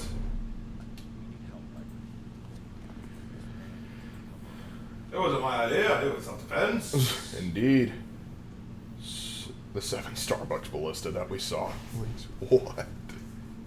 Knights of the Raven are confirmed to be Raven Guard successor chapter. With a name like Knights of the Raven, you better be a Raven Guard successor chapter. Raven Knight, to be fair, you have done near 0 side missions, and anything that could have increased your rep in the galaxy you started doing after the Citadel invasion. What? Oh, you're talking about Mass Effect 3 again? Okay. Sure. It doesn't change my argument, though. I feel like Mass Effect 3 is lesser than Mass Effect 2. Like, you could argue, oh, well, you haven't done side missions. Here's the way I see it. The side missions should not define the game. You know? That'd be like saying, oh, man, you didn't like playing Spider-Man 2? Well, did you play the side missions? Oh, man, you didn't like Arkham Knight? Well, did you play the side missions?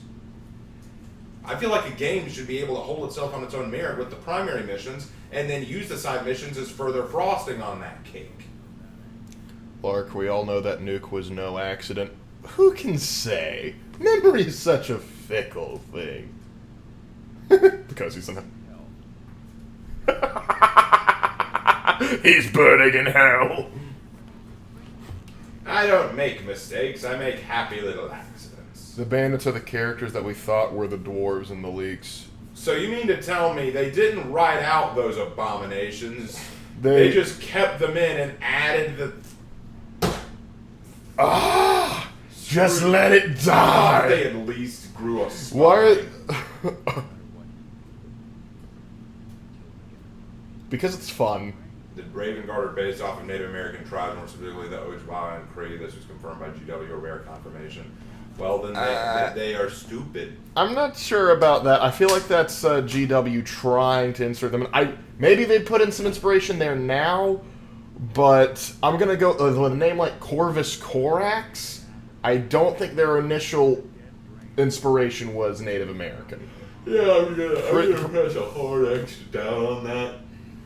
But, yeah. They might have added some inspiration for a little bit later, but I have my questions about the originality of it, but I don't do more things. I think now he knows that you need a really high Paragon or Renegade score to get peace with the Geth. I wonder what Raven thinks of that from a gameplay standpoint. Here's what I think about this.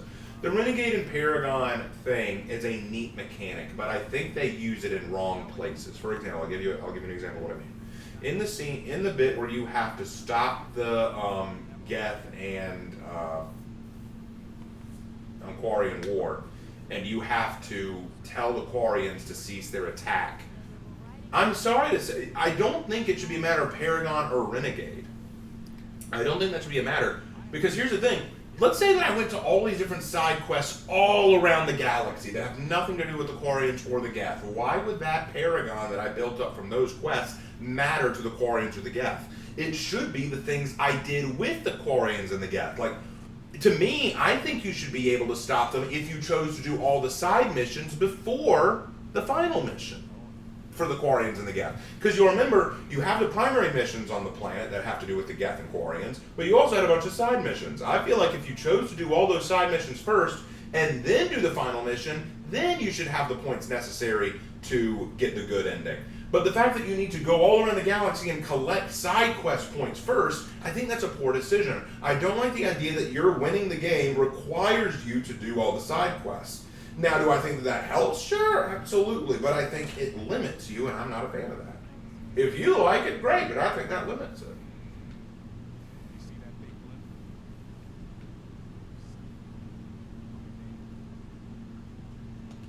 People literally said Mass Effect 3 was false advertising. I'm not sure I'd say false advertising. Well, in what way? What was it advertising? I'm not disagreeing. I'm just asking, what were they advertising? Because here's the thing. I don't hate Fallout. I don't hate Mass Effect 3. I just don't think it's as good as 2. I really like the Riding Heroes video you showed. Many good points. Well, thank you. I'm glad you liked it. I've been getting some flack for that video. It's really funny. I've been getting some comments trying to tell me how I'm wrong about Miles, and one person telling me no one cares about the heroes I make, just talk about the game. And I'm like, I wasn't there to just talk about the game. I was there to talk about hero. I do what I want. But I love writing those heroes. I love Tomaki, I love Thomas, I love Mantis, I love writing all three of those. And I wanted to use those to illustrate how I feel a hero should be written. And I used Miles as an example of how a hero shouldn't be written. And I've heard people try to defend Miles, and it's adorable when they try. It is adorable hearing people defend this kid. And I'm like, nope, good luck. And they always do the same thing. Well, in the Spider-Verse, I'm not talking about the Spider-Verse, but if you want my honest opinion, he's not great there either. Meh. Lark, why is there a nuclear missile heading for the Old North Church? I'm just removing the waste of space in the catacombs. Please, I wouldn't send a nuclear missile. I don't want to destroy the historical stuff in the top. I'm sending a flamer team down to purge the insects in the bottom. My favorite was Mantis. I'm glad you liked her. Mantis is one that I still need to finish outlining. The problem with Mantis is she just bugs me. Another one said Mantis was their favorite. Really? So 2 people say they like Mantis. I'm glad for that. You're giving a girl power armor and abilities like a praying mantis. You're gonna get some people that like that. For sure, for sure. I hope Thomas got some attention too, and Tomiki, because those 2 were fun. Hey, listen, I like him because I'm a big fan of paladins. Oh, They said it was false advertising because they built up the games as like your choices in the last 2 games were going to determine the ending of the 3rd game. It didn't matter. Ah, yes, that does make sense. yeah, that's fair. That's fair. That's fair. Let's see. Again, how would you fix Miles? Make him his own hero. Take him out of New York City. Put him in a different city. Don't give him Spider-Man powers. Give him new powers. Give him a different set of powers. Like electricity powers is fine. You know Make what? him Static Shock, for God's sake. yeah, that's pretty much it. Just like we already had a good Miles Morales. It was Static Shock. Yep. Revenant, even as a black person, I think Miles is a token and not even a good one. Agreed, Michael. Agreed. I've never liked Miles. I think he could have been a good character, but his only existence is to be Peter's replacement. Thomas was also good. I'm glad you liked Thomas. I'm glad that Thomas is liked. I mean, honestly, out of the 3, Thomas is my personal favorite out of I them. like Mantis too, but you may want to change your name. Oh, because of the fact that there's another Mantis in the Marvel Universe? What should I name it? Praying? Manti! Manti! Raven, there are 3 simple words you can say to those people. Freedom of speech. Well, I mean, I do have freedom of speech. They have freedom of speech too. They're free to disagree with me. Like, we're all free to disagree with each other. They're just wrong. Speaking of Morales, he's getting a ton of flack for what he did during a pivotal moment in Insomniac Spider-Man 2. Oh, what was that? When he didn't forgive Martin Lee, or when he beat Black Suit Spider-Man, which was supposed to be an impossible feat for him. I like how one person even tried to argue. This was funny, and he may be in chat. If you're in chat, I'm not saying this to the last Skylander. I think it was you who said this, and I want to be nice here. You said one of the things, and I replied to your comment. What you said was Miles is new to being the superhero thing, and my response is that makes it worse. He's able to do all this shit that Peter can't do, and yet he's a rookie.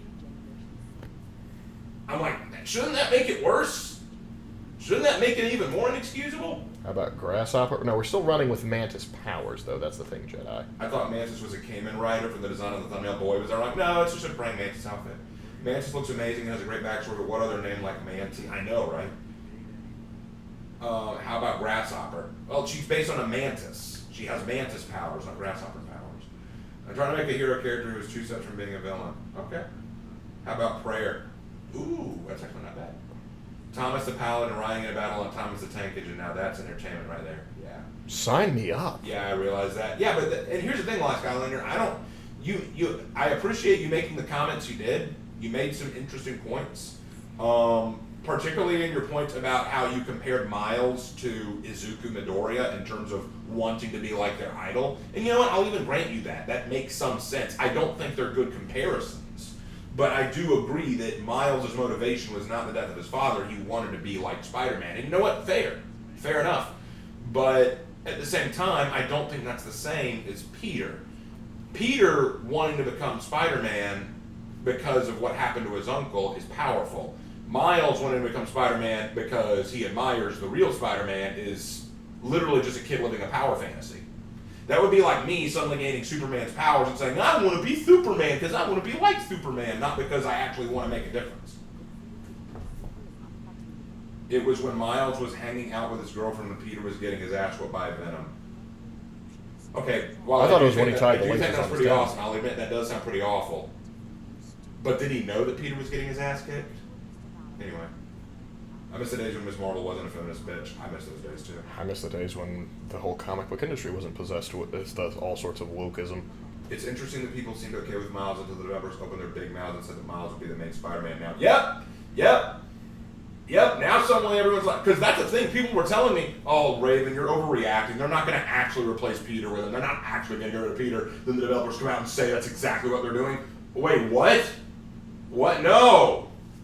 Thomas and Mantis are probably my favorites. Tomiki is also good, but I'm not a Dragon Ball fan. Still a great hero character, though. Yeah. That's fine. If you don't like Dragon Ball, I can see why Tomiki wouldn't appeal. But Thomas and Mantis are very fun. I love writing Thomas. I love Thomas. Give Spider-Man an Iron Warrior. Oh. Just some guy dropped a video like an hour ago, and he had all the same points on Miles that you did. I saw that video. I don't agree with Just Some Guy on everything, but I agree with him wholeheartedly in what he said. I like the fact that he even brought up that Miles didn't forgive Lee when that would have been good for his character that he does. I'm like, yes, thank you. Thank you. Please and thank you. But I just think that everything about Miles in this game is terrible, and I'm not even that big a fan of him in the Spider-Verse either. Not because I've heard people say, "Oh, but he's written so well in the Spider-Verse." Yeah, and I'll tell you why. Because they wrote Peter terribly. It's very easy to like a character when his counterpart is shit. It was in Across the Spider-Verse, granted. In Across the Spider-Verse, I can't get over the fact that he is outmaneuvering, outrunning, and outplaying every other Spider-Man that's chasing after him. And not only that, the scene where Peter and Gwen and whatever that black spider lady was chasing after him, when she says to Peter, "Not sure if I've told you this yet, but you're a terrible mentor," I'm like, what do you have against Peter, Marvel? What did Peter do to you? Do you exist to piss on his legacy? Do you exist to just piss on him entirely? So yeah, that's why I'm not a big fan of the Spider-Verse, because people may say, "Oh, well, Miles was written well there." He may have been, but I think a large part of that is because Peter was written poorly. Havoc has a question. Havoc, how did the Tomiki and Superman fight go down? Oh, thank you for asking, Havoc. Okay, so here's how that went down. So basically what happened is in the sequel to Tomiki that I was starting to write but kind of quit because I wasn't feeling it. Basically, a robot attacks Sean City where he lives that was showing off powers of the Justice League. Lex Luthor shows up to explain to Tomiki what those are and tries to lie and say that these robots are sent by the Justice League to enforce their version of peace. And so he tells him where to find the Justice League to go and give them a piece of his mind. But when he confronts Superman, he can sense his power and realizes that this guy is stronger than just about anyone he's fought so far, and his Saiyan instincts kick into high gear and makes him want to challenge this guy. So when he explains to the Justice League that Sean City is his to protect and he won't allow them to interfere with it, and they ask, "Well, what's going on in Sean City? We don't know anything about this." He explains it's full of people like with mutations and stuff like that. And they go, "Wait, so you're saying there are metahumans there? Well, we need to investigate that." And Tomiki goes, "You're not going anywhere near my city, you hear me?" And they're like, "We'll be the ones who decide that." So Tomiki says, "Over my dead body," and he picks a fight with Superman on the Watchtower, and they both go at it. Tomiki goes Super Saiyan and starts fighting Superman. Now Superman and him are coming to blows, but it's very clear Superman's holding back so that he doesn't destroy the Watchtower. They finally have to trick Tomiki into following him into a room where they can send Tomiki into the Phantom Zone, where they can keep him locked up while they deal with another problem. So Tomiki actually gets locked in the Phantom Zone and doesn't get a definitive end to his fight with Superman. But he realizes that had Superman not been holding back, it might have turned out very differently. So yes, I wrote Tomiki fighting Superman. Yeah. But actually what happens is he does break out of the Phantom Zone in a way that I thought was creative. Because I remember that in Dragon Ball Z, in the Buu Saga, Gotenks was able to go Super Saiyan 3 and break out of the hyperbolic time chamber, implying that Super Saiyan 3 is able to break through dimensional barriers. So Tomiki figured out how to go Super Saiyan 3 and use that to rip his way out of the hyperbolic time chamber, the Phantom Zone, and get back to the real world. When he does, he learns that the Justice League is no longer in the Watchtower because they've gone off to go deal with Amazo, who has shown up to cause trouble. And Tomiki has to go and help them do that. That's cool, man. Enjoy the hero writing bit. Thank you, Havoc. I mean, I really appreciate you watching, and I know I don't have nothing to do with For Honor, but it was fun to make. Got to share some of my heroes that I've written. It was a lot of fun. Tomiki was, to be fair, Tomiki was a character I wrote when I was still like very young and in college. It was a while ago, so I admit it's not my best written character, but I love writing him. Thomas and Mantis are far more recent, so I'm very happy to be working on those. But yeah, thanks, Havoc. I'm glad that you liked that video, man. I'm kind of flattered right now. Was Bell from Tomiki inspired by Bellemere from One Piece? Yes, there was a large inspiration from Bellemere. You are correct. Bellemere was a large inspiration for that. I didn't want her to be just like Bellemere, but yes, there was a lot of inspiration. So did Tomiki skip Super Saiyan 2? No, he didn't. At the end of Tomiki's first story, in the original Tomiki story, he fights a demon called Fallouot, and Fallouot pushes him to Super Saiyan 2. So he went Super Saiyan 2, but to get out of the I keep wanting to say that, to get out of the Phantom Zone, he had to push himself beyond that. And you might think, well, isn't that a cop-out? Maybe, but my theory on Super Saiyan 3 is this. I think that the different Super Saiyans activate on different criteria. Super Saiyan 1 activates when you experience your alternate extreme. So in the Dragon Ball Z universe and Japanese media in general, there are two extremes, the red extreme and the blue extreme. The red extreme is openness. It's Goku, you know. You're open to the world, you're open to all kinds of possibilities, you're not narrow-focused, you're pretty laid-back, happy-go-lucky. The blue extreme is very narrow-minded, very focused, very serious. That's Vegeta. That's why Vegeta's always wearing blue and Goku's always wearing orange, because that's representing the two extremes. In fact, you can see that in other characters. Naruto wearing orange and Sasuke wearing blue. You see it throughout anime. You see the red and blue extremes shown all the time. They're often at odds with each other. Red and blue are the two big extremes. So what happened with Tomiki was he went Super Saiyan because he witnessed the death of his mother, Belle. Belle dying awakened something in him because for the longest time, he had been so focused on just being the strongest, but not focused on the things he needed to be. This opened his mind to the world around him, the fact that there was more than just him becoming the best Saiyan that ever was. There was a whole world that needed his protection, and realizing that he had failed to protect a part of that world that cared about him, being Belle, that opened his mind, and he became a Super Saiyan. Then there's Super Saiyan 2. Super Saiyan 2 activates when something valuable, something very meaningful is taken from you. When you let go of something very important to you. When you let go of something that held you together. Like, for example, with Gohan, when he activated Super Saiyan 2, he activated it because he had to let go of his fear. His fear of losing control, he let go of it, and that's what allowed him to activate it. With Tomiki, his fear was losing Victoria. Victoria was the girl that he was in love with, and he was afraid of losing her. That's why he always held back in his fights. That's why he always fought to protect her specifically, because he was afraid of losing her. When she dies at the hand of Boalak, well, actually it was at his own hand, but that's another story. When she dies, that fear is gone. He's no longer afraid of losing her because he just lost her, and that rage pushes him to Super Saiyan 2. My theory on Super Saiyan 3 is this. Super Saiyan 3 requires the Saiyan to experience an out-of-body experience. So far, only two characters have entered Super Saiyan 3, Goku and Gotenks. Goku only entered Super Saiyan 3 while he was dead and in Otherworld. That is an out-of-body experience. He is beyond the realm of mortals. He is in the realm of gods and kais and spirits. That's not a mortal plane, so he had to access an out-of-mortal area to become Super Saiyan 3. And he explains this because he says, I can't be in Super Saiyan 3 long outside of Otherworld, implying that Super Saiyan 3 is not just a power-up of his physical body, but his spiritual self.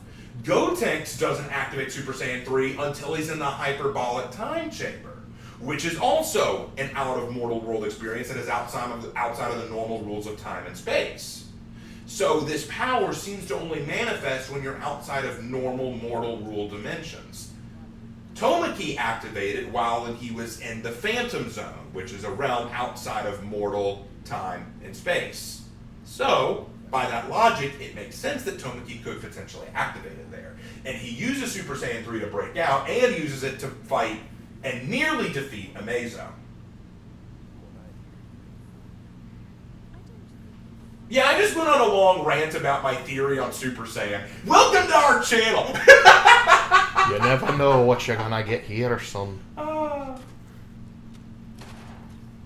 LOL, what's he talking about? Talking about theories on Super Saiyan. We're talking about theories on Super Saiyan. Sorry. The legendary. I thought that I was... They also want to know where they can read Tomas's story. Tomas's story is not published yet. I am still writing it myself. I haven't decided to publish it yet. I gotta say, my favorite of Draven series is Tomas de Leon. He's just someone I can look up to and respect. He says to put his need for peace aside and focus on freeing the world of dark magic. Yeah, and it takes him a little while to decide that, because at first he doesn't want to do it. He just leaves, and Christina, the Korean girl who brought him back, has to go after him and convince him to stay and help the world. Because at first, he wants nothing to do with the world. He wants nothing to do with all this crap. He just wants to die. He just wants to give up.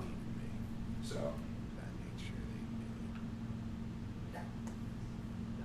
But yeah, Thomas is one of my favorites too. You should have ended that rant with "Thank you for coming to my TED Talk." Indeed. I would, but my name's not Ted. It just doesn't have the same ring. Look, have you ever watched the History of Everything channel? That does sound. No, I haven't seen that. Yes, I have. I mostly know his shorts, but yeah, I've seen a bit of his stuff. Apparently, yeah, and I heard about his recent Hearts of Iron 4 escapade. No, it's interesting. Far more interesting than the back tingle and canon. Oh, fuck that. All right, it's funny because in the back, so it sounds like he's in a long hallway. Well, I'm far away from the mic, so that's part of it. Sorry. No, it's fine. It's just what it is. You're the one who decided not to do it, and you're the one who decided to shoot my wife. I can't blame Thomas. I mean, gestures at world look at it. Yeah, it's one of his reasons. One of the things that he says to Christina is, "Why the hell would I want to protect this world? Look at what it's become. Look at what it is. Maybe going back to the Dark Ages would be a good thing for it. Make them realize what they've messed up on." Yeah, Thomas has very little reason to save the world. He knows it. But he decides that his oath is more important, and Christina becomes a very important figure to help him figure that out. She's not super skilled with magic herself, so she knows that she's no match for the Covenant. You still did it, you son of a gun. The one Vault Dweller he didn't kill was a combat veteran. Nice job, dumbass! Did you not decide to read the little terminal over here that says, "Hey, this guy has a military veteran. Maybe don't steal his kid and shoot his wife"? Actually, considering the fact that he's a disappointment, yeah, you can just steal the kid and leave the wife. I still find it hilarious that Havoc dropped into the stream just to say, "As Cal the Potomac versus Superman battle." That's wild, man. That is wild. That's all. No, that's awesome. That's all. Because I figured like Havoc's not going to watch a video that I make that isn't really For Honor related, but he did and liked it and said, "Hey, tell me how this." And I'm like, "Ugh, you want to know? I can't wait to tell you." Like, put on my nerd glasses. Okay, so here's what happened. Well. Observe, this is an accident. Remember, this an is accident. All completely accidental. Look at him. Look at him regret his accidental actions. This is all accidental. This is all mistake. How am I doing? Angry as frick. Don't worry, buddy. You're going to kill him. Oh, this is an accident right here. It's all an accident. All an accident. Don't forget, all an accident. Hey, Lark, will the Ukraine War, Korean War, and Chinese Civil War ever end? The Korean War technically ended under the Trump administration. Yeah. Though things will always be tense over there, as long as they're still two countries. The Ukraine War, yeah, it'll eventually end. The Chinese Civil War, I think it'll probably end when the communist government collapses. Yep. As for what vendetta Marvel has against Spider-Man, Peter Parker, they really like hiring dumb writers. That's how we got Secret Empire. True enough. While I may not like Dragon Ball, your theories on the different Super Saiyan forms is pretty interesting. Dragon Ball, I understand why I can have a difficult time getting people. What would Mantis do if she met Mantis? I don't know who. Here's the thing. I know that there's apparently another Marvel hero named Mantis. I didn't know that she existed when I invented my Mantis hero. I don't know anything about the actual Mantis hero. I don't know anything. What we should probably do is we should probably look into the praying mantis' scientific name and maybe base something off of that. Yeah, maybe that'd be cool. There's a Space Marine chapter called the Mantises. Ooh. Is there one called the Tarantulas? You know, for a guy that's supposed to be all about stealth, you look suspicious as fuck. Mr. Anderson. I promise I'm not with the Institute. What would give you that impression?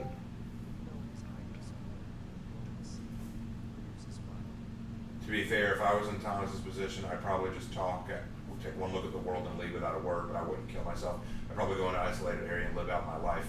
Well, the problem is he didn't want to. He didn't feel like he could go anywhere isolated. He felt like the whole world was just messed up, and he just wanted to die. He just was like, all my friends are dead, all my colleagues are dead, my order is dead. I have no reason to live. That was his point. Thomas was basically saying, I have no reason to live. And Christina was trying to point out, you do have a reason. The Covenant is planning on sending the world back into a literal dark age. You're needed to stop it. And he goes, the world needs to go back to the dark ages. You know, like. It's like, they weren't dark. What are you talking about? Well, his point was, if you think that this is progress, you're ridiculous. Yep. Kind of having a nefarious moment there. Also, so let me get this straight. You guys invented teleportation, but you couldn't just shoot him an email? Not gonna lie, Lark, Discount Blade looks pretty gay. I mean, the outfit's okay, I guess. I just wish it had better stats. And this is in the Guardians of the Galaxy movies. Oh! Well, ours is actually based off of a praying mantis. Yeah, ours is actually based off of a praying mantis bug, so ours is better. What bugs me the most about Dragon Ball is that the concept of death feels non-existent. Oh yeah, I agree. That is a problem. That's a problem with several shows to a certain point. Tomiki versus Superman exists. Weebs proceeds to blast power by Divide Music. Yeah, pretty much. So Thomas's superheroism is basically just he's very well made armor and weapons, or does he have other abilities? He has one other ability, and I know that people are going to say I'm ripping off Skyrim here, but he can speak the Draconic language. It doesn't allow him to cast spells with his voice other than he can breathe fire. Remind me to make an Oath of Dragon Paladin. That's the only thing he can do. He can breathe fire. But by speaking the language of dragons, it can counter other spells. Basically, if someone tries to put a curse on something, he can use the language of dragons to break the spell. He can also breathe fire, but that's it. Other than that, his armor and sword are capable of piercing or stopping magic spells. They aren't the Dark Ages, they're the African American Ages. Funny joke, but the thing is, it was like, they were only starting to be called the Dark Ages during the Renaissance, so they could sort of like, oh, that was a bad time, because Dark Ages actually weren't that bad. I wonder what Thomas thinks of the Protestant Reformation. You probably think it's funny. You probably just go, why do they do that? Oh, gosh, another papal nonsense again. He'd probably say, oh, the Pope was being stupid, and it's Thursday already. And it's like, oh, gosh. Really? Is that... How bad are the popes got? Rodrigo Borgia, what now? I honestly thought Thomas would wear a night helmet with his suit. He has a helmet, but to walk around in broad daylight wearing it, not a good idea. The way I was raised was that suicide is a one-way ticket out. Well, that's why he doesn't commit suicide. He basically just wants to live and kind of wither away. He doesn't want to live for anything. He just wants to wither away. You should have Thomas watching Uncle Ira breathe fire and getting ideas. Just taking, like, breathes fire, takes notes. Well, Thomas can breathe fire pretty well. Mm-hmm. Oh, so Thomas De Leon is great value Dovahkiin, no shade intended. He's like a Dovahkiin in a lot of ways. The big difference being that the Dovahkiin in Skyrim, can speak dragon words and those create spells. He speaks dragon words and they cancel spells. So basically, if he were to come to, let's say that he came to a door that was locked with a magic seal, he could speak to the door and break the seal. Essentially, the order that he came from was created with the sole purpose of countering magic, and they did it through dragon power. Their armor and weapons are forged in dragon fire, they speak the language of dragons, which counters magic, and they breathe fire, which melts through magic barriers. So, basically, all of their skills are created with one purpose, to destroy magic, heathenism, and heretics. Destroy the heretic. That's why the Coven wanted to destroy them so bad, and why they had to get a traitor on the inside to turn against them. And that traitor does come up later. Thomas finds out that he's not the only member of the Order who survived. There is a traitor who lived and is immortal like him, and so he now wants to kill that traitor. So his villains basically act upon the world as illusionists and tricksters, or are they just active control of the world themselves? They have power in terms of social ability, like they're CEOs, they're public speakers, they're owners of big conglomerates and businesses. Some of them live in the underground, some of them control the higher world, but they all exist in a secret society. Think like the Illuminati or the Templars in Assassin's Creed. You know, They may exist all over the world and in all parts of society, but they are all part of the same shit.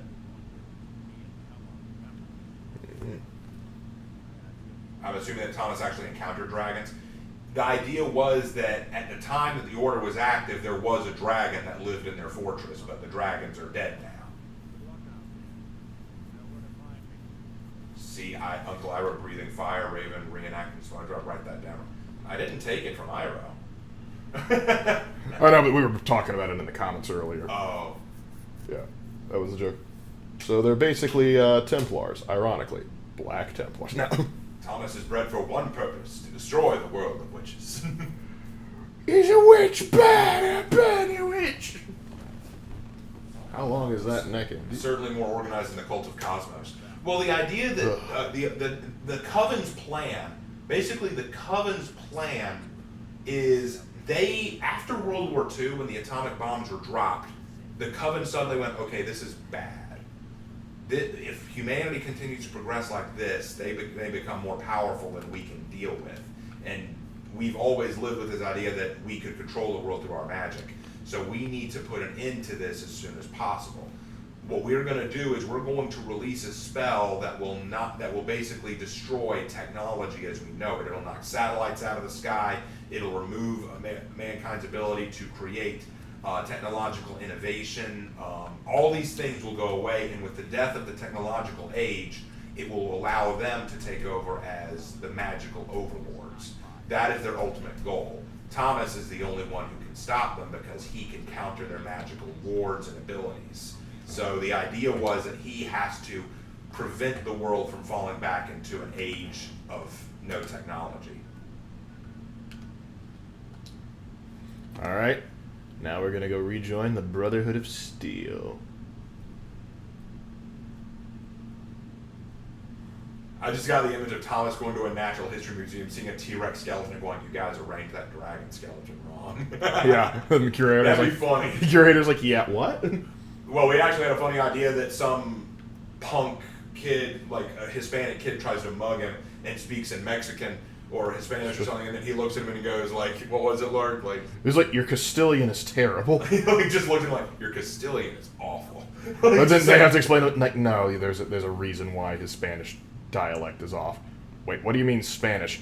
Castile and Aragon united. They did good for them. That's good for that. That's awesome. Like, just basically him just saying, like, your Castilian is terrible. Like, no, it evolved, and then, like, she has to explain. It's like, oh, is that why English sounds so wrong now? Won't that send humankind back into the Dark Ages? That's the point, Michael. That's the point. The Coven wants to send humankind back to the Dark Ages so that they have power again. They're afraid of what technology is allowing humanity to do. And so Thomas fights with the sword and the flame, that's it, pretty much. Oh, he can use, like, breathe fire. I mean, he can breathe fire and use his sword, but he's not exactly fighting. Like, here's the thing: his armor is impervious to magic and bullets. He can take a shot and live through it. Like that, this armor is not just ordinary armor. Thomas, stop speaking Mexican. Stop talking to me in your terrible Castilian. Then he hears French. Oh God, that's awful too. He goes, nope, still bad. Damn, Thomas is roast a Latina. This man is in for one hell of a surprise. I'd love for Thomas to roast somebody who does that and then like say accent sensitive. Like, what is? Like.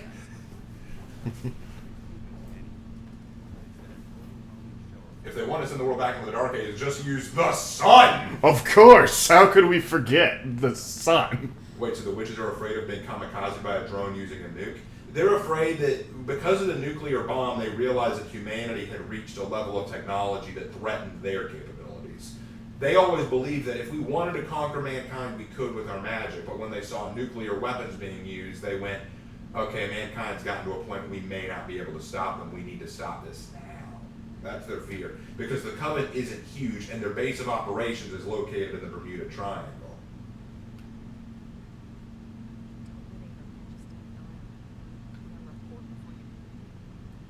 But I'm a better soldier than you, Mr.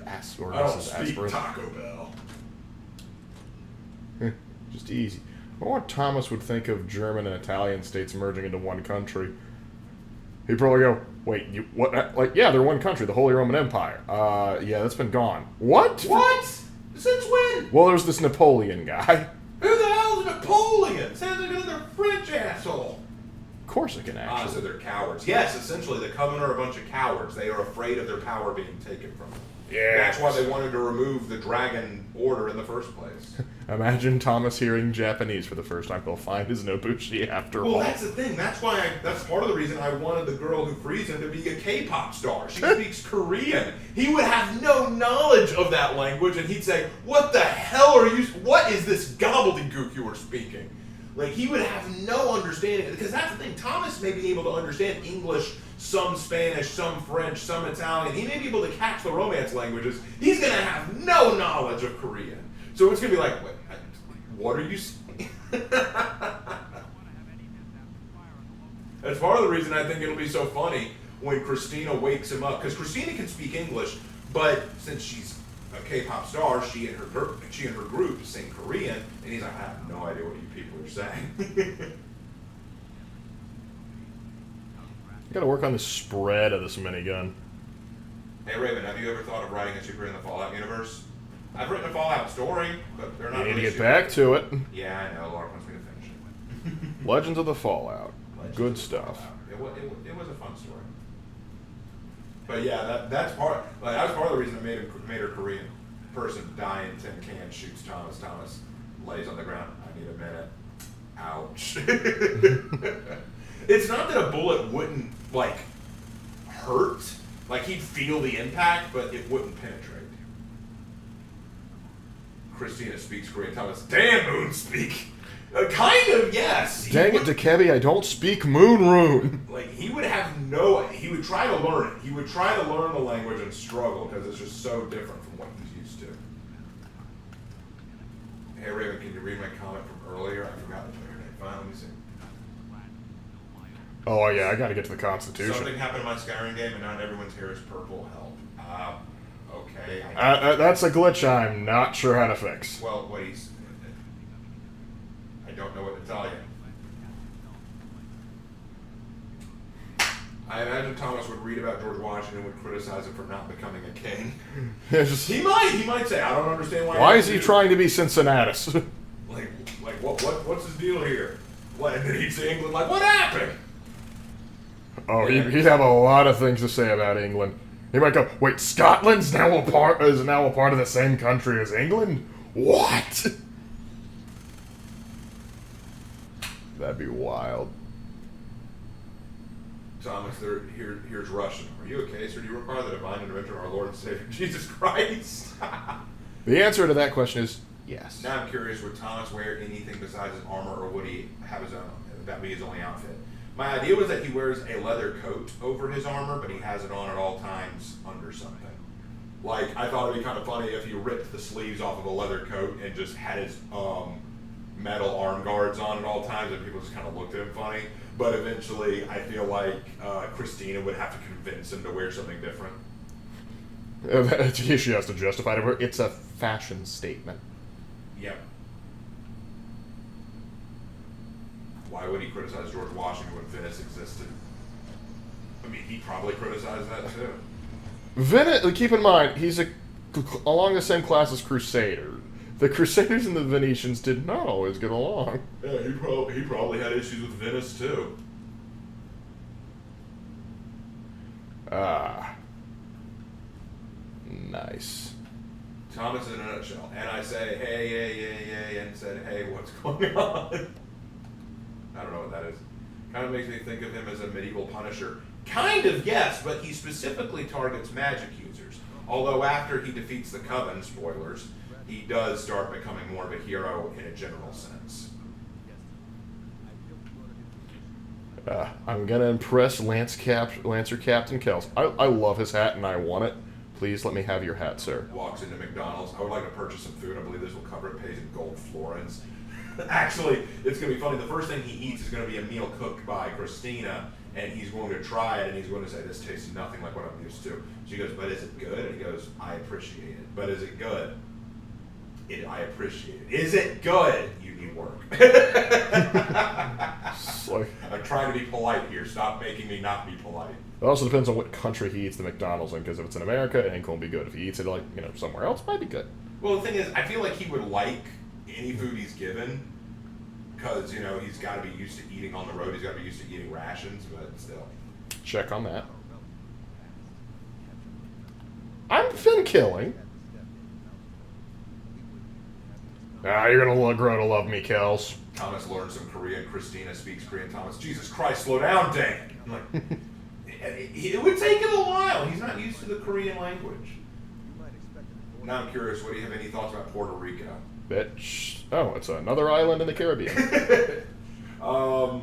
Actually, funny thing, I made her a K-pop star because there's actually going to be some tension. She's part of a girl group. I like how that makes you laugh, Lark. It's just like, can you imagine any more of an anime setup? It's like, so I'm a part of an idol group, and I resurrected this knight from the medieval period. Oh no, we could make it more anime if the girl group were magical girls. Yeah, but then you'd have to purge them.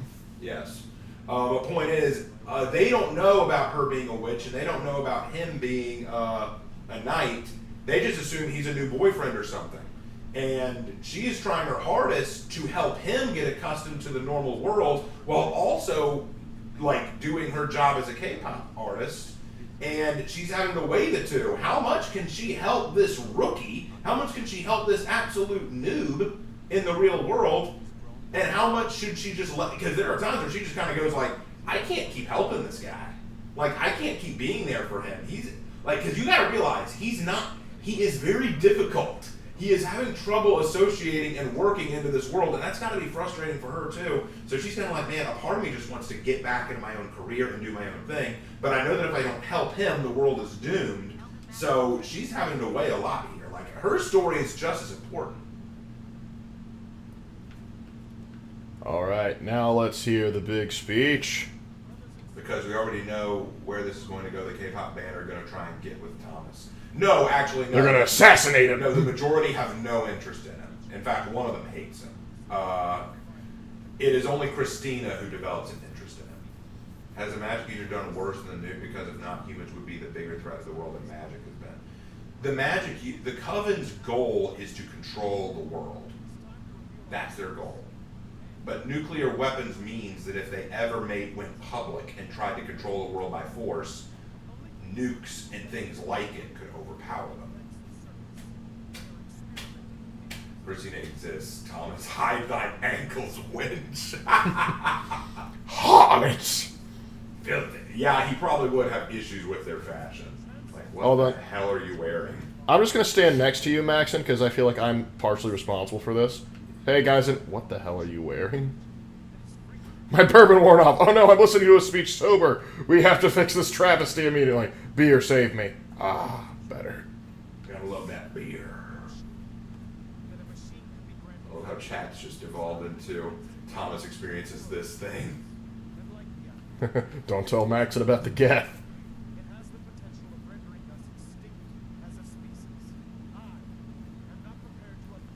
Just be curious what thoughts on the Flash as a character. Depends on who's writing him. As a general rule, in his Justice League stuff, I thought he was funny. What do you think Thomas would say about cyberpunk?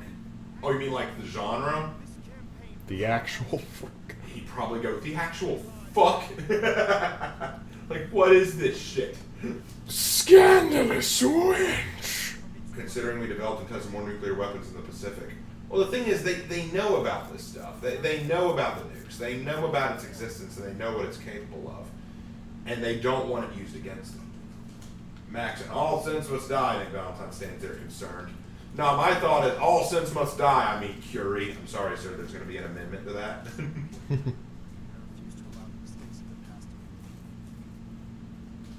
Hey, you got me convinced. You gave me big guns. Imagine Hitler giving a speech and you have going right next to him on stage shooting Hera, and that's what Lark is doing right now. Oh, Maxon's not Hitler. He's more of a Franco. Thomas learns about the LGBT. Yeah, Thomas would consider that hedonism. I mean, he's... Thomas watches Lord of the Rings and refuses to leave the theater when it's over. Just like... He gets it! This like, Tolkien I guy! get this! I Tolkien. understand this! He gets it! What would Thomas think about BLM and the LGBT plus movement? Thomas would consider the LGBT plus movement hedonism and find it distasteful, and he would find the BLM movement irritating.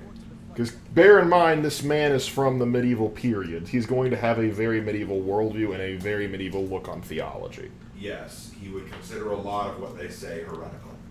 Yep, and on that note, I think this is a pretty good stopping point. I'm irritating Elder Maxon now, because I have a cooler hat than him, and he doesn't know how to deal with that fact. That jacket will be mine at some point, he just doesn't know it yet. And... That is a cool jacket. It is, but I got more swag than him. It is true. But two generals just sort of working together, but I have shade, so I'm better. Well, so, anyway, do y'all have any last minute questions before we go?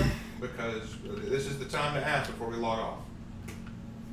But this was a good stream, I think. Oh, absolutely. Although I apologize for hijacking it the way I did. Please, like I haven't hijacked a stream before. Actually, no, Havoc hijacked it. He hopped in and brought on... Well, he likes causing havoc, what can we say? Hey!